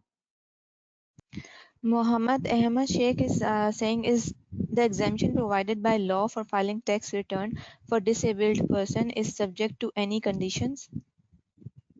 Now, there are no conditions. Any disabled person would have the disability mentioned in their CNIC, which is the NADA database that is linked with FPR. So when you'll enter your CNIC, FPR would immediately know whether you are telling the truth or not. Next. Wakar Alam is saying you may cover wealth tax statement in next session, but does non-resident need to file it also? Again, you have to go through the conditions that I've told in detail and will be available in this presentation and recording. If you fall under any of the other condition, you'll need to file both the wealth statement and the income tax return. If you do not fall under these conditions, then you might be required just to file a statement of your assets, both abroad and in Pakistan. If you don't have any asset or any Pakistan source income, and you are working and earning abroad, then you would not need to file anything at all. Next. Okay, Muhammad Umair is saying what would be the penalty for anyone who has registered himself but did not file a return as he do not have any income? Okay, Mariam, just thinking with common sense, what do you think? Would there be any penalty? The person didn't had any income, so they are not filing the return. I don't think so. Okay, I've answered this. As far as law is concerned, Mariam, it is a Okay. responsibility to be discharged by the person. Now, if a person Mm, does not have the income, they don't need to pay the taxes. That's one thing. That's fine. yeah. But they still need to tell the government that they did not have any. Remember, Yes, yes. Pakistan does not have a documented account. So they still need to file the income tax return. But yes, they would not need to pay any tax. However, if they don't file their income tax return, then they are breaking the law. Next. Okay, thank you, Umar. You're welcome. Ibsham Ahmed Khan is saying some people don't file tax due to audit by FBR. So what should we? So we should file. I'm not sure what this means. I think he is asking whether we should file. Yes, Okay. especially in business community, the fear of audit and possible harassment is a big concern. However, for salaried individual, it's not a concern.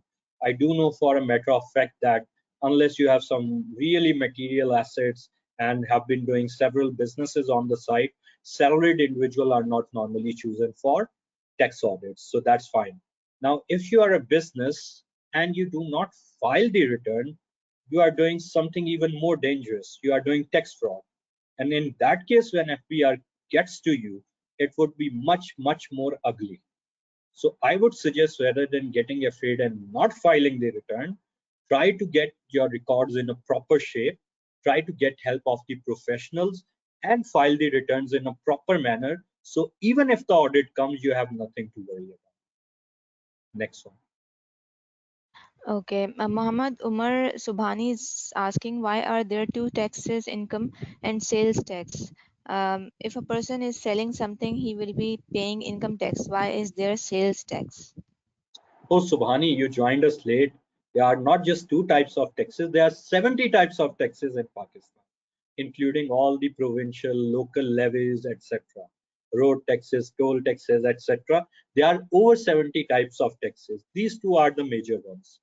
And why they are there? In the initial section, we had a detailed discussion on direct, indirect taxes, etc. So the good news for you is this presentation will be shared by Mariam, and this recording will also be available on ACCS channel, absolutely free of cost. So you can go through that again and understand. It was a detailed discussion, otherwise I would have repeated that. It is the law of the land. You have to follow why it is there, what is the logic, what is the working behind that. Do see the recording again for that. Next. Okay, Maham Javed is saying, sir, my father has died 2 years ago and my mother is our guardian. We are having some tax issues. We want to resolve them. We want to have some reduction in our tax. Can you guide me in any way?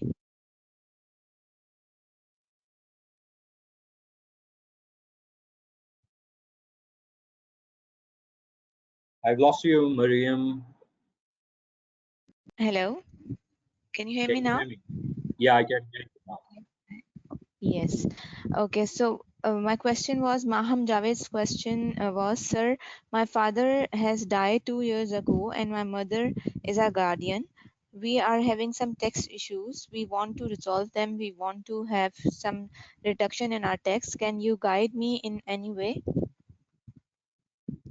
First of all, very sorry to hear about your dad. May Allah Almighty bless his soul and grant you all peace and patience.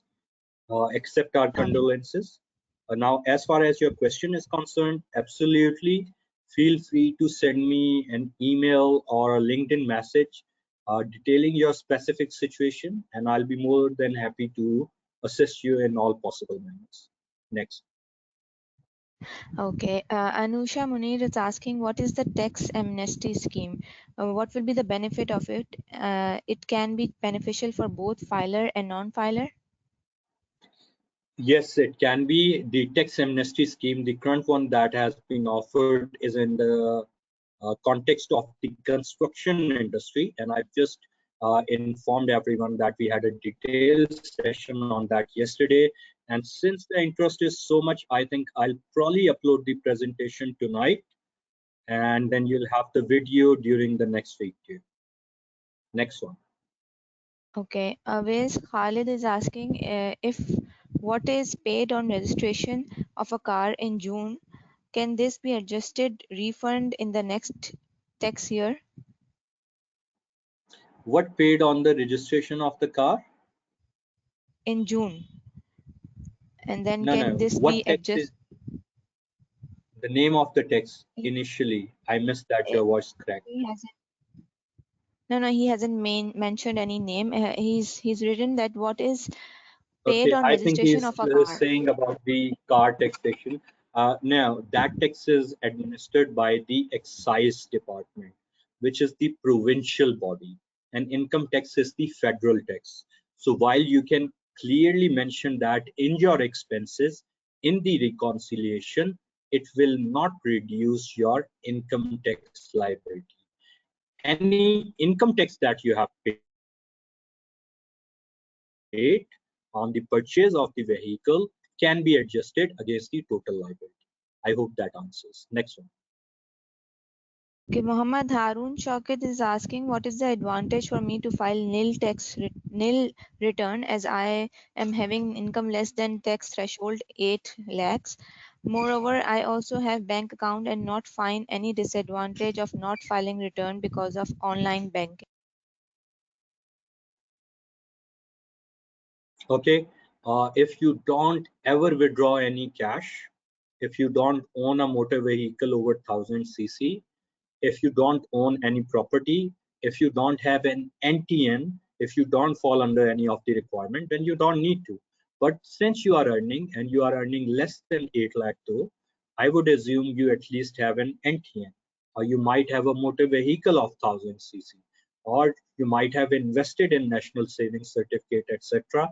If any of that apply, then it would be in your interest to file your income tax return. Now, what are the benefits to you? I think that would need a personal consultation. I would need to ask you a lot of questions about your situation, and then I can guide you about all the benefits. Broadly, I've already told a few. So I hope that answers. Next one. Okay, Vakar Alam is saying for non-residents where withholding tax has been deducted on dividend, etc., would that be refundable? The withholding tax deducted on dividends can only be adjustable if you have an NTN and you are filing your tax return. Hope that answers. Next one. Okay. Muhammad Numan Ikram is asking a newly registered person should have to pay 1,000 surcharge to get ATL due to filing late of 2019 return. Yes, if they are an individual. Okay, Zahira Aziz is asking, as far as I know, IT service exports isn't exempted. And you do not know correctly, I can categorically tell you that is incorrect. IT services export is exempt, but IT services export, and that is a very specific definition for the same. Next. One thing, Mariam, are we ending at 5 today? I think this session is still 6. It's up to you if you wish to end it on 5 as well. Oh, I thought 5. I planned. Okay, let's see how it goes and then we'll see. Please carry on. So how many questions we have? Still a lot? Yes, a lot of questions And are how just how coming is in. your energy level? Are you having some tea? No, I'm not as of yet. If you Then wish you to should. take a break, we can. No, I'm fine. I think after you ask me the questions, I'll go through the Yeah, session and you can okay, then take a quick break and get yourself a cup of tea. great, thank you. Okay, so shall I begin with the questions again? Yes, please. Okay, Hassan Swale is asking, do ACCA students and affiliates need to file income tax return since they are also registered with professional body? Members of professional bodies need to. So students and affiliates are not yet members unless they fall in one of the other categories, in which case they would need to file their income tax return. Otherwise, they don't. Next. Okay, Abdal Ubaid is saying, if I earn via online freelancing to clients abroad and get returns from clients abroad, do I declare it as income tax? I am in any way exempted from being charged income tax on it, or any reduction in charges am I eligible to? Okay, you need to be specific in your overall structures and circumstances. I think it might be better that rather than discussing your personal situation on a public forum, send me a message on LinkedIn with the specifics. I will be sharing my contact details at the end of the presentation. Just shoot me a message and we'll discuss your specifics and guide you. Next one. Okay, Kainaz Sabri is asking, how does taxes on export of services charged? How are taxes on export of services charged? Kainat, it's a very open-ended question with services. Taxes are charged on different services in different manner. So for example, IT export services is defined in a particular way and certain documentation are required. And in that case, you get an exemption. For some of the other services, it's not the case.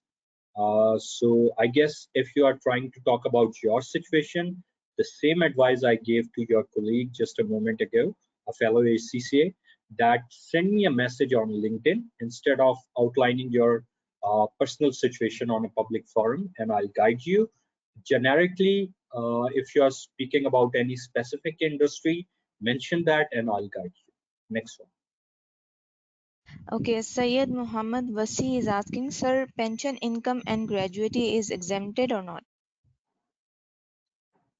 There is no tax on the pension income, And in gratuity, government approved gratuity, normally there are no tax implications. However, I've answered this because this was the third time somebody asked about pension. I would again request you to please keep the question relevant, because remember, tax is a huge topic. We can't possibly cover everything in a 3-hour session, but we are giving you an overall understanding what taxation is, what are the important areas, what are the filers, how to go about your return, what are the core taxation system, what are the core taxation bodies, how do you deal about them. Then we will talk about filing of the appeal, answering your question. So the more you keep it relevant, the more it will be in your interest. However, if you have any specific query, I've told this many times and I'm very generous about it. uh, if the session ends, it does not mean that I'll cut off from you. I will still be at your disposal. You can send me a message. Best way is to send me a message on LinkedIn about your specific circumstances, and I'll be more than happy to guide you. Next one. Okay. Junaid Khalid is asking if someone have more than 5 crore in his bank account, what type of tax would be applied? Junaid, it would depend where did you get the 5 crore from. Then I can give you the answer. Just having money in the bank does not attract taxes. Their source can be inquired, and taxes can be levied if the money is black. Black mean it does not have proper sources or it was not properly declared. When you withdraw the money in cash, depending on whether you are filer or not, you can again incur taxes. So just having some amount of cash in the bank account would not result in a tax liability. The source of the fund, the utilization of the fund would direct what kind of taxes, if any, would be applicable on you. Next one. Okay, Wasim Afzal is asking, shouldn't a centralized tax system prevail in Pakistan? Wasim, it's a very controversial and political question you have asked. As far as professional and business perspective is concerned, absolutely. I mean, think about it. It would improve ease of doing business. It would reduce the compliance requirement. It would reduce the complexities of the system, do away with the harmonization challenges, facilitate businesses to go national, to go to other provinces, etc. So no doubt about that. I'm very clear in my opinion. Next. Munawar Ahmad is asking, please explain the type of input sales taxes that you cannot claim back from the tax authorities. We have a detailed session on filing of sales tax return available on my YouTube channel, which Mariam would have shared a link to with you. Please go to that session after this. Go through that. It covers that point in detail, as well as the entire sales tax act and the filing of the sales tax return. Next. Shumaila Siddiqui is asking, is there tax pay applicable on jewelry and luxury clothes? There is no tax on assets in Pakistan. There is a question of the source of wealth if the time comes to be, but just having a jewelry and luxury clothes do not entail any tax. You might have to pay zakat, but that's your personal thing to do. Next. Muhammad Muzammil Ali is asking, what is an SRO? SROs are the statutory orders of FPR. They used to tweak with the tax rates or regulatory requirements from time to time using the powers of the um, lawmakers that have given this authority to FPR. Next one. Nida Khan is asking, sir, income for IT services outside Pakistan exempt from taxation? If yes, then freelancing can come under this heading. There are specific requirements of what categorizes IT export services. If those requirements are fulfilled, if your particular freelancing fulfills that requirement, then yes. Next. Okay, Vakas Ahmad is saying, in continuation of my question for Gulf country salaries individual, NTN is available, but income tax return has not been filed since couple of years. Now we have to file return for current tax year or previous years as well. Also, will there Yes, be you any tax liability? yes, Also, you will there need be to any file tax your tax liability? return. But if you do not have any Pakistan source income, then you would not have any tax liability because wealth taxes were abolished more than a decade ago in Pakistan. Next. Okay. Avinash Dharma is saying, what if a person is not even salaried and does not do business, needs to file tax? Under what section should he file the nil tax? Firstly, I would ask, what does that person do? So I'm assuming, Dharma, that that person may be a student. Um, in such a case, you'll file the normal tax return under section 114. Next. Okay. Amna Mahin is saying, who is entitled to deduct withholding tax? It's not an entitlement, Amna, it's a responsibility. Who is required to? Any person who is making a payment to certain designated persons for certain transactions are required, and the details of these are available in income tax ordinance and the sales tax act, and detailed sessions of those are available again on the YouTube channel, which you can see. It's a long category and list. Practically any person, any tax registered person who is getting services from anyone or goods from anyone, even or a contract, would now need to deduct advance tax, need to deduct the minimum tax under section 152 or section 153 as applicable. I hope that answers the question. Next one.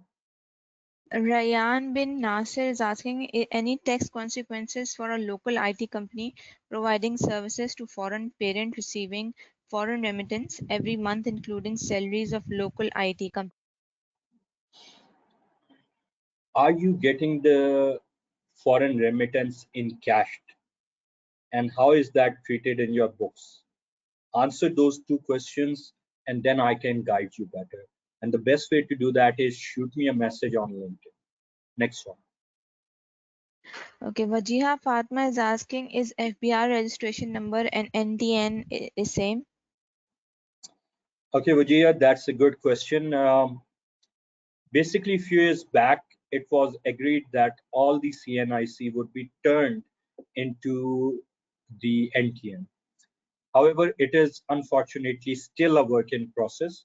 So what happens is that your CNIC or the company's incorporation number can become registration number, and that is a replacement for NTN. However, you still get a separate NTN, and you can check that on FBR's website in the online taxpayer verification by entering your registration number. Hope that answers. Next one. Okay, Zahra Aziz is asking, what I know our CNIC is considered as NTN as per amended law. Is it correct? Or we have to register for NTN before submitting IT? I think I just answered that. And yes, unfortunately, you still have to register. There is no automatic registration, contrary to what most people believe. Next. Bilal Ahmed Khan is asking, what expenses holds 0% rate and what and can be claimed for refund for a business? What expenses hold 0% rate? I'm not sure I understand your question. So perhaps you need to clarify that. Next one. Okay, Quab is asking, filing of pensioners on pension from government. Is this is a question, and he has left the Next meeting one. as well. Next one. Okay, Mohammed Hussain is asking, if someone sends foreign remittance to their family monthly, how that remittance is treated for that foreign person and that receiving no and that receiving one, how those two file income tax? Okay, as far as the people who are receiving, as long as they are getting the encashment certificate from their branch, There's no issue. They'll declare it as a foreign remittance, no tax implication. Nice and easy, no question asked. As long as the amount is up to 50 lakh per year. If it goes above 50 lakh, then again, no tax implication, but the source can be asked. As for the person who is sending that, they just need to ensure it's white money. They are paying due taxes in their country where they are based. If they are filing a return in Pakistan, in this statement of foreign assets and liabilities, they might add that within the reconciliation. Hope that answers.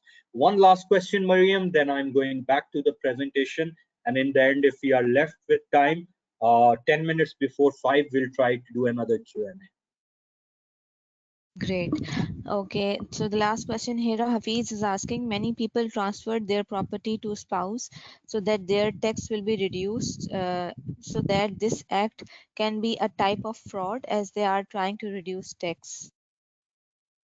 No, Hira, there's a thing that is called tax planning. Tax planning means that you are staying within the legal ambit. You are doing what the law is allowing you. So you might question the ethics of it, the morals of it, but certainly it's not illegal. Then there is tax fraud. Tax fraud is when you are deceiving and you are breaking the tax laws. So for example, you actually earn 100 million, but you declare only 10 million.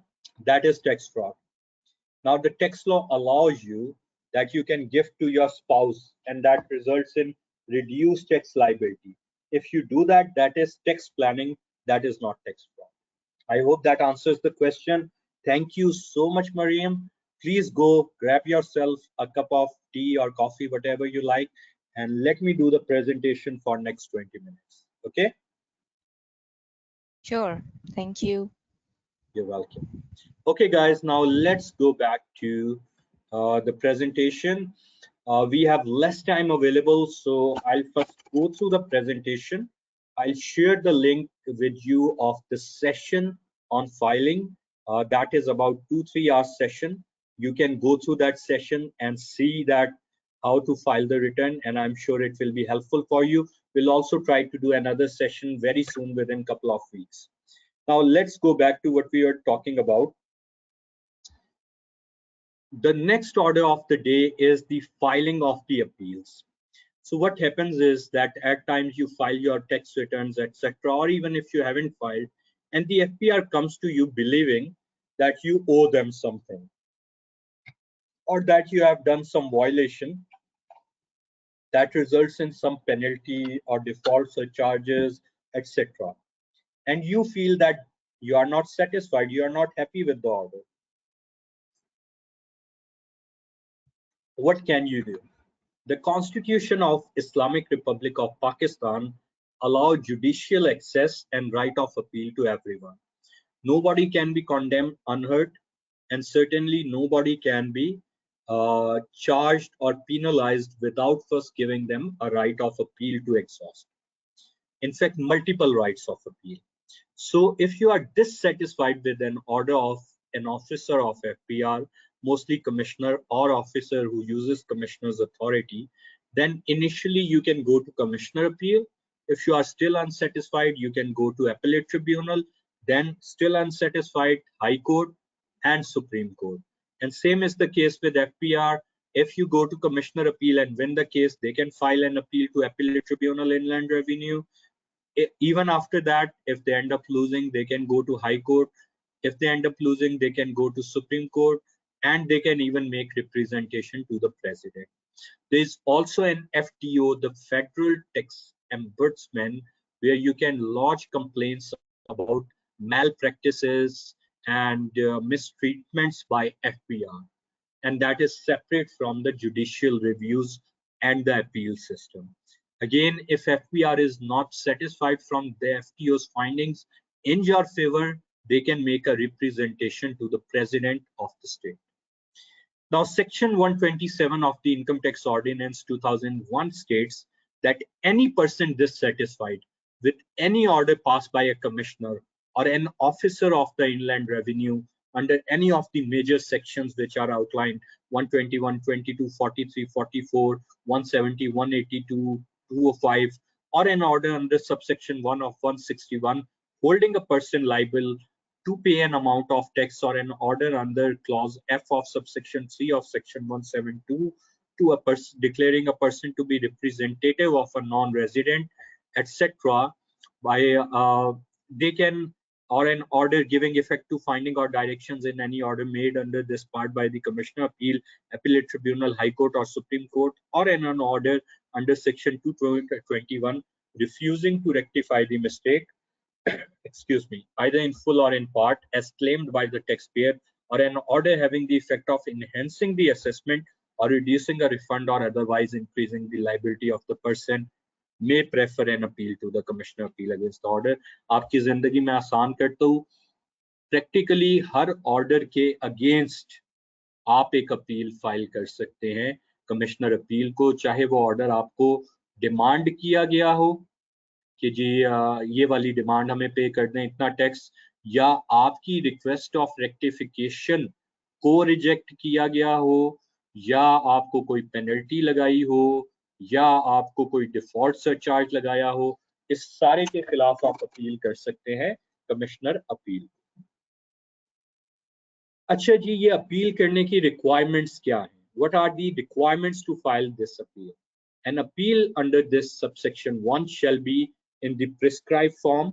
उसका format income tax ordinance में मौजूद है, rules के अंदर exact पूरा एक set मौजूद है जिसको आप प्रिंट आउट कर सकते हैं। And be verified in the prescribed manner, ये साइन करेंगे जो भी रेलिवेंट ऑफिशियल्स हैं और उसकी एक कॉपी एफपीआर को भेजकर वेरीफाई करेंगे कि हमने वो कॉपी एफपीआर को भिजवा दी है। State the grounds on which the appeal is made, आप बताएंगे अपनी आर्ग्यूमेंट्स उसमें रिटर्न देंगे कि किस वजह से आप अपील फाइल कर रहे हैं, क्यों आप डिससेटिस्फाइड हैं, क्या गलत इंटरप्रिटेशन की है या क्या गलत किया है एफपीआर ने as per the law. Be accompanied by the prescribe fee, ये आगे मैं बताऊंगा कितनी है, and be lodged with the commissioner appeal within the time set out in subsection 5 which is normally 30 days। तो मैं अभी आपको फिर बताता हूँ प्रिस्क्राइब फी कितनी है। The prescribe fee shall be in the case of an appeal against an assessment, assessment कि असेस की एफपीआर ने कि इतनी इनकम बनती थी, इतने पैसे आपने देने हैं for against tax, 1000 rupees only। And in any other case the appeal filing fee for commissioner appeal is 1000 rupees in case of a company, even if it's not an assessment order, and just 200 if the appellant is not a company and the order is not an assessment order। Time limit कितनी है, कितने duration के दौरान हम ये appeal file कर सकते हैं। An appeal shall be preferred before the commissioner appeal within 30 days of the following. Number 1, where the appeal relates to any assessment or penalty, the date of service of the notice of demand relating to the assessment or penalty as the case may be, and in any other case the date on which the order to be appealed against is served। So अगर तो assessment और penalty notice है तो जिस date को आपको notice serve हुआ है उसके 30 दिनों के अंदर करें, और अगर कोई और ऑर्डर है तो जिस डेट को वो ऑर्डर सर्व हुआ है उसके 30 दिनों के अंदर आपने अपील फाइल करनी है। अब एक सवाल ये बनता है कि इंसान है, कोई इशू हो जाते हैं, कोई प्रॉब्लम हो जाती है, आपका अकाउंटेंट बीमार था, व्हाटएवर, गॉड नोस क्या हो गया, ठीक है, और आप अपील फाइल नहीं कर सके। अब इस केस में आप क्या करें? क्या आप अभी भी अपील फाइल कर सकते हैं? और अगर आप करें तो क्या वो एक्सेप्ट होगी, टाइम बार होगी? Let's find out. Subsection 6 states that the commissioner appeals may, upon application in writing by the appellant, admit an appeal after the expiration of the period, which is 30 days from the date of the receipt of notice specified in subsection 5, if the commissioner appeal is satisfied that the appellant was prevented by sufficient cause from lodging the appeal within that period। Now the important thing is that it becomes the subjective power of commissioner appeal. He is not bound to accept that.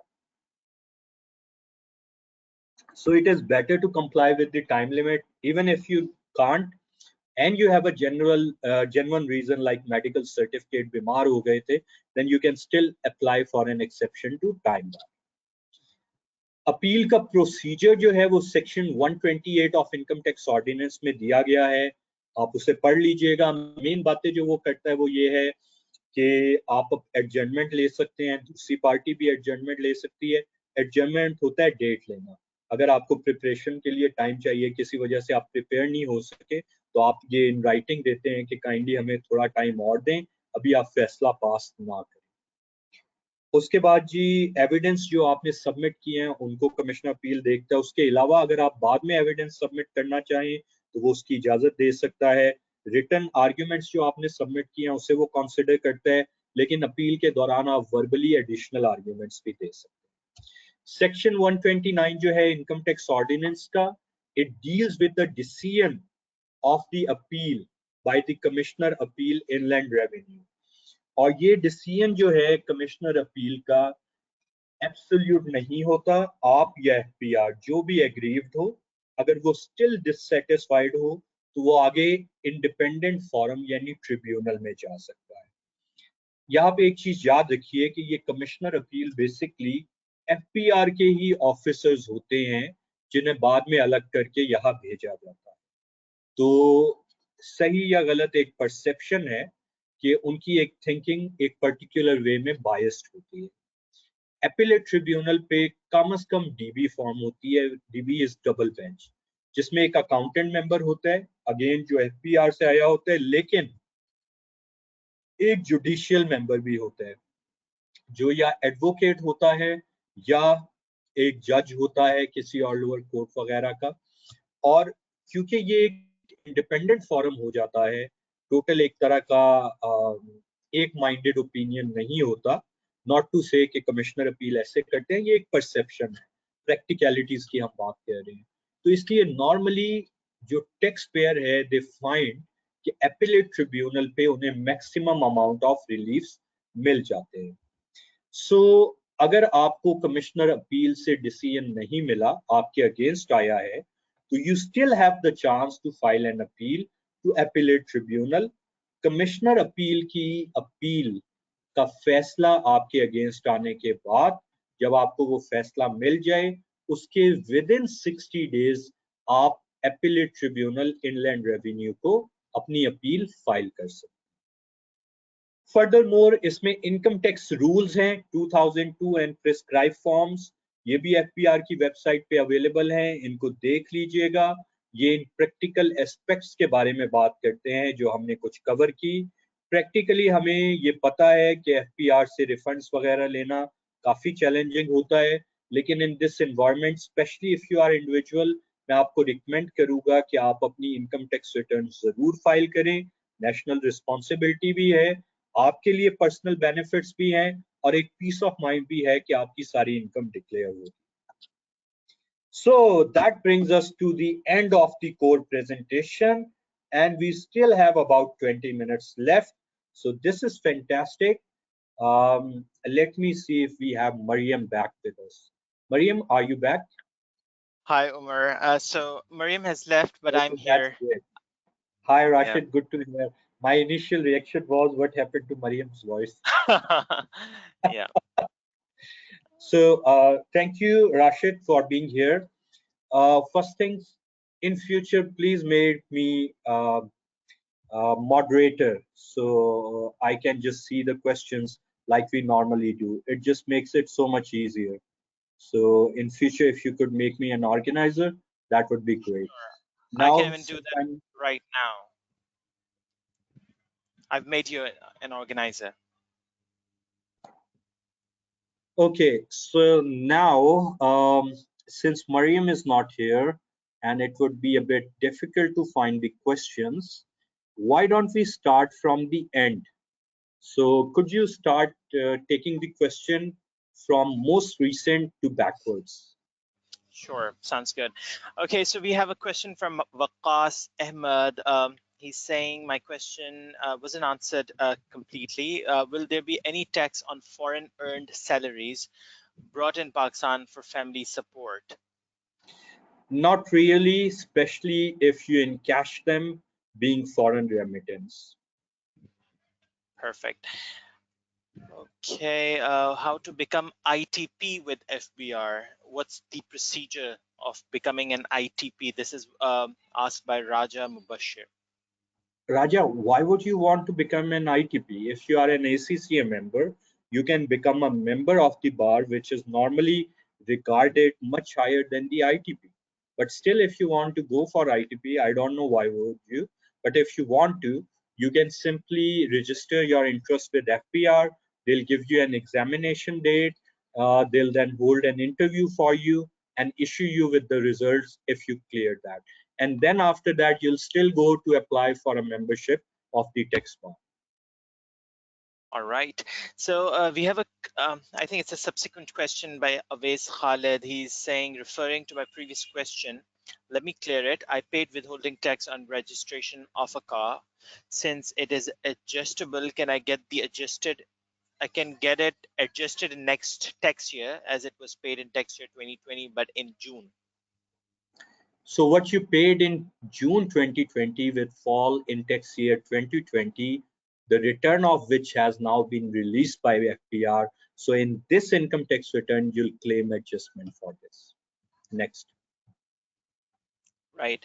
Okay. So we have actually multiple questions, and it's the same question asked by multiple people.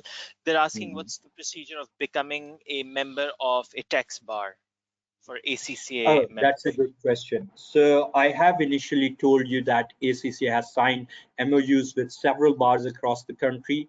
The general periphery of the requirements is the same. However, the fee and the number of years of experience the bar required can vary from one bar to the other. The best way is to approach your local bar. However, what you can do is, generally speaking, they would ask you to bring your ACCA membership certificate. They will ask you to bring a certificate of experience from any member firm of the bar, certifying that you have worked in the area of taxation. Fill in their membership form, pay the membership fee, and it's that easy. Yeah, Next. sounds really easy. Thank you, Umar, for that answer. So it's an interesting question asked by Hamza Rauf. He's asking if we can appeal the deadlines. Like, can we get the deadlines revised or delayed? Rashid, isn't this amazing? Our nation always want to appeal the deadlines. Why is that?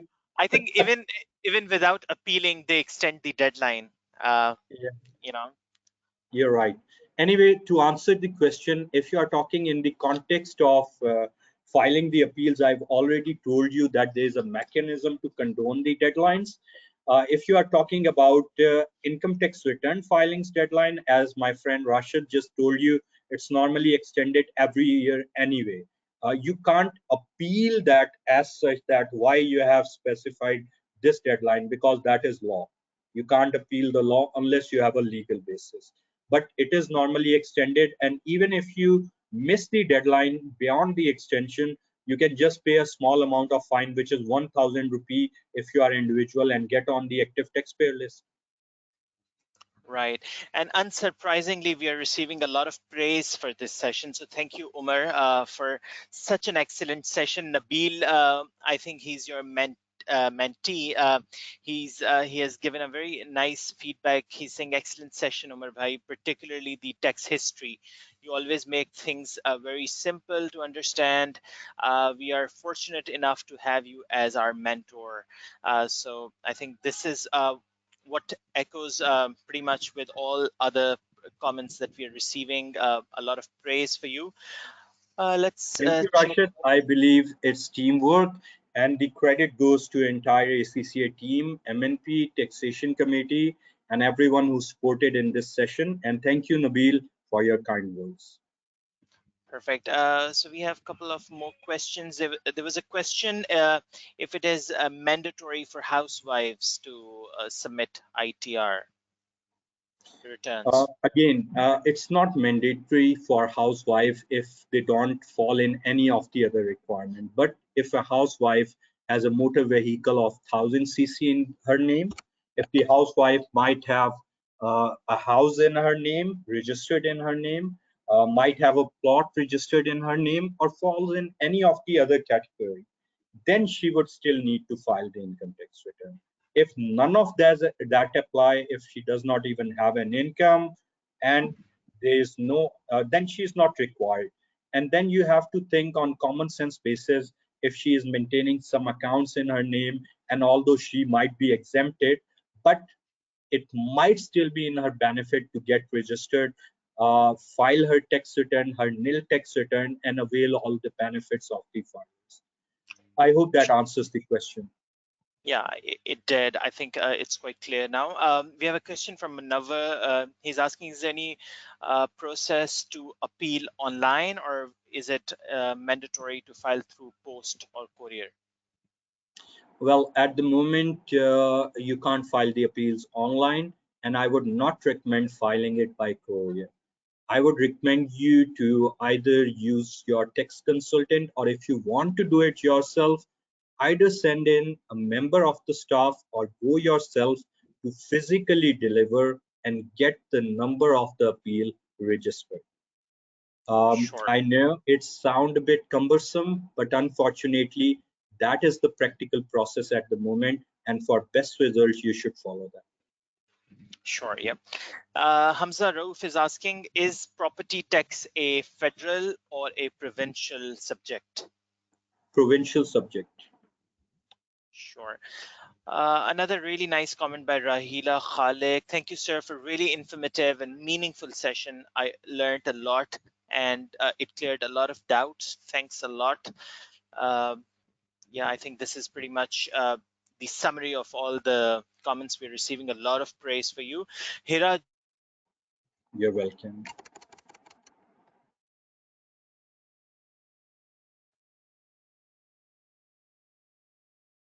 And we have lost your voice, Rashid. I think Rashid probably had a net issue, should be joining us soon. Let me continue that.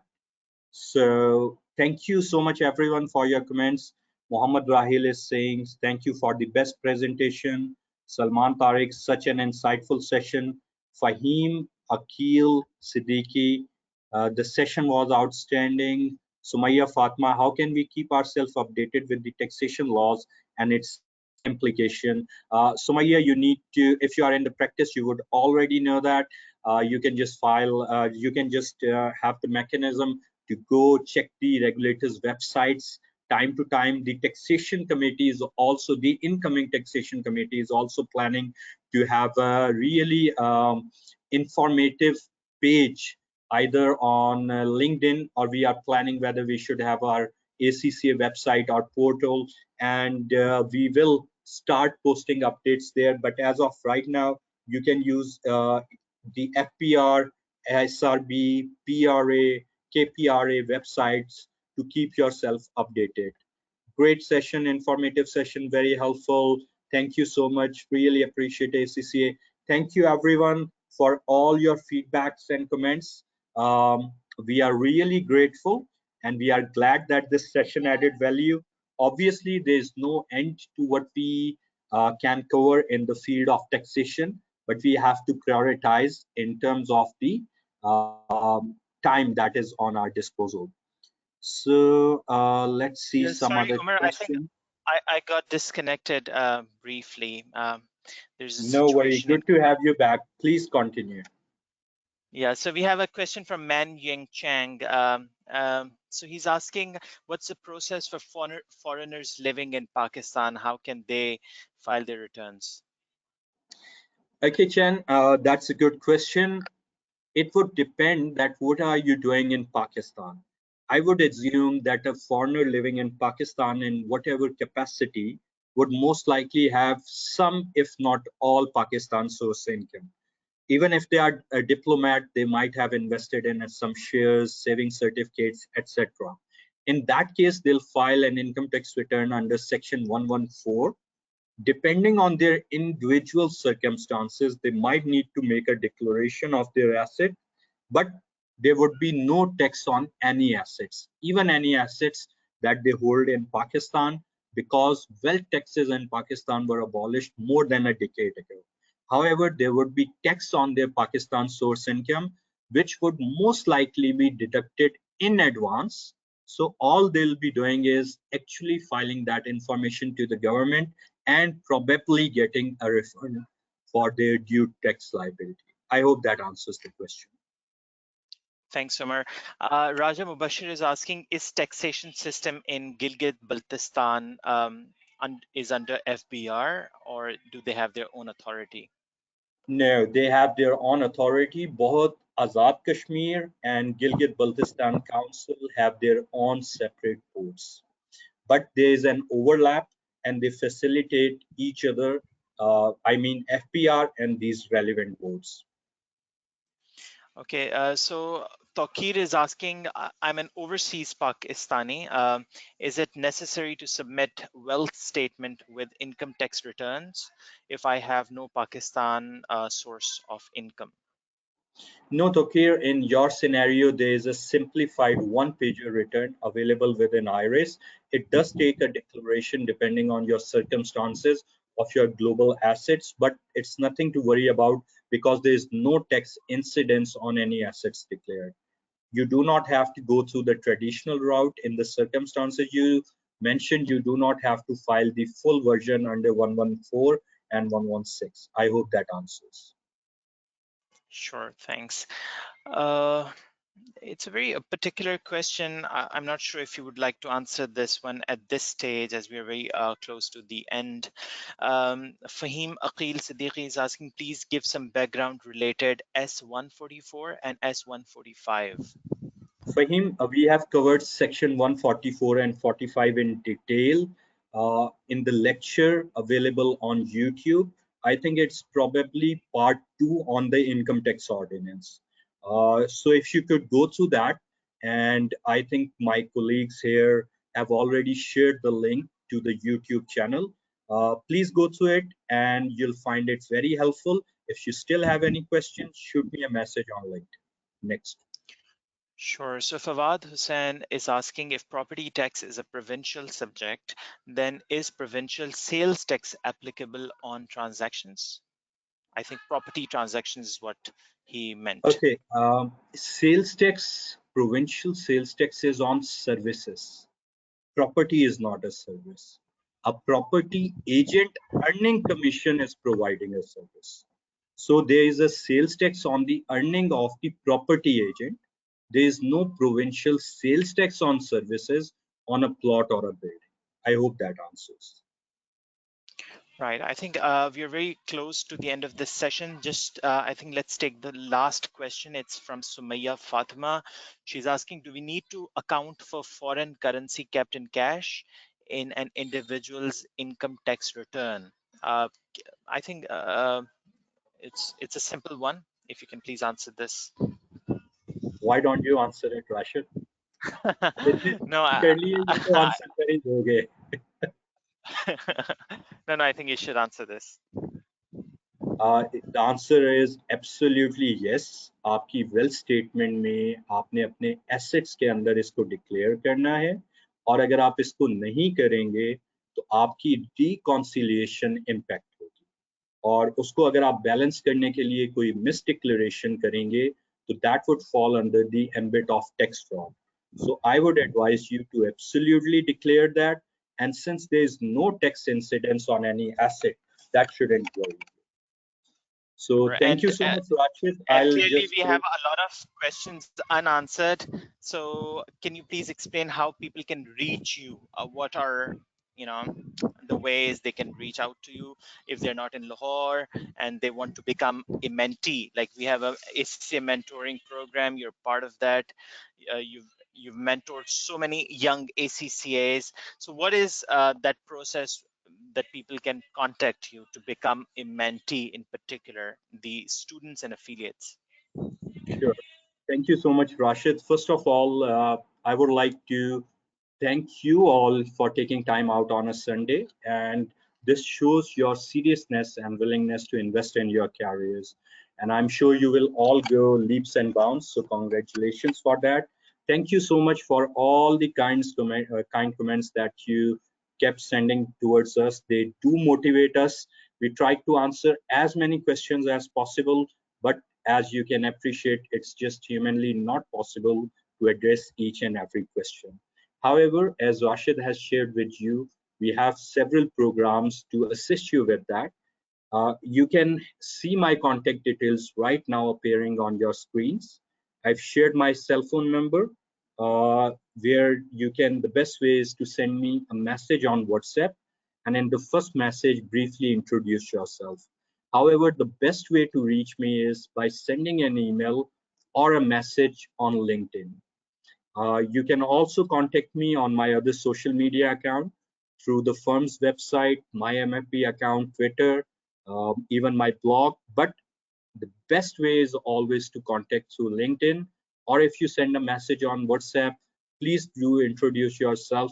But remember, I daily receive about 2,000 messages, 2,000 plus on WhatsApp. So that is a slower route. LinkedIn is still comparatively much faster.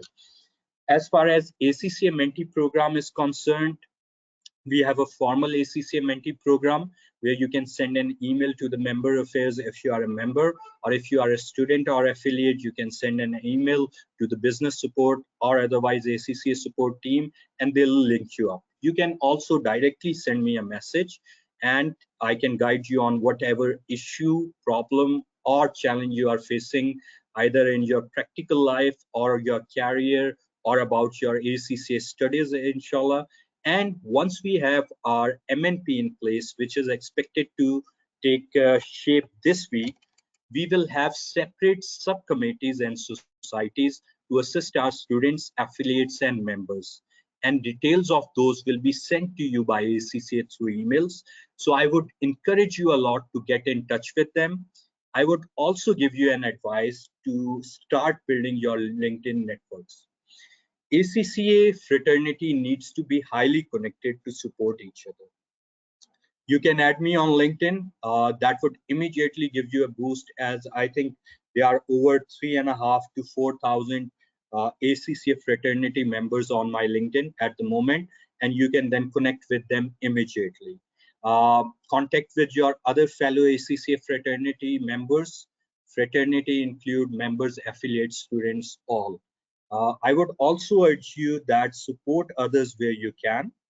As far as your required support is concerned, ACCA is always there. The customer support team is there. The business development team is there. The members affairs team is there. Your MNP member network panel is there. You can personally contact me. You have all the details available. Even if you are not based in Lahore, it does not matter. It's an age of technology. I have literally hundreds of students, affiliates, and members connected with me from almost each and every city of Pakistan. So you can do the same, and let's make use of technology and continue to move ahead by thinking ahead, as ACCA said.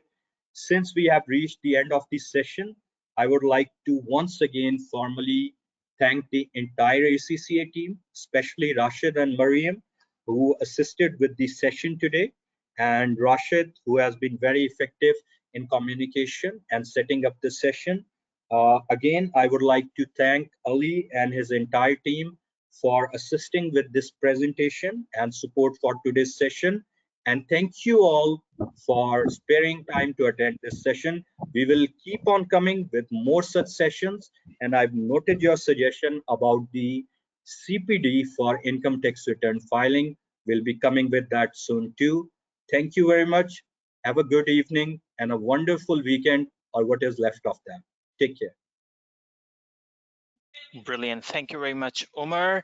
And don't remember, we'll be back tomorrow at 2 p.m. We'll be joined by Rauf Ali Jan, FCCA, and the session will be about big data and analytics, how you can become a future ready accountant. So don't forget to tune in tomorrow at 2 p.m., the same link, and hope you have a great Sunday evening. Cheers. Goodbye. Khuda Hafiz.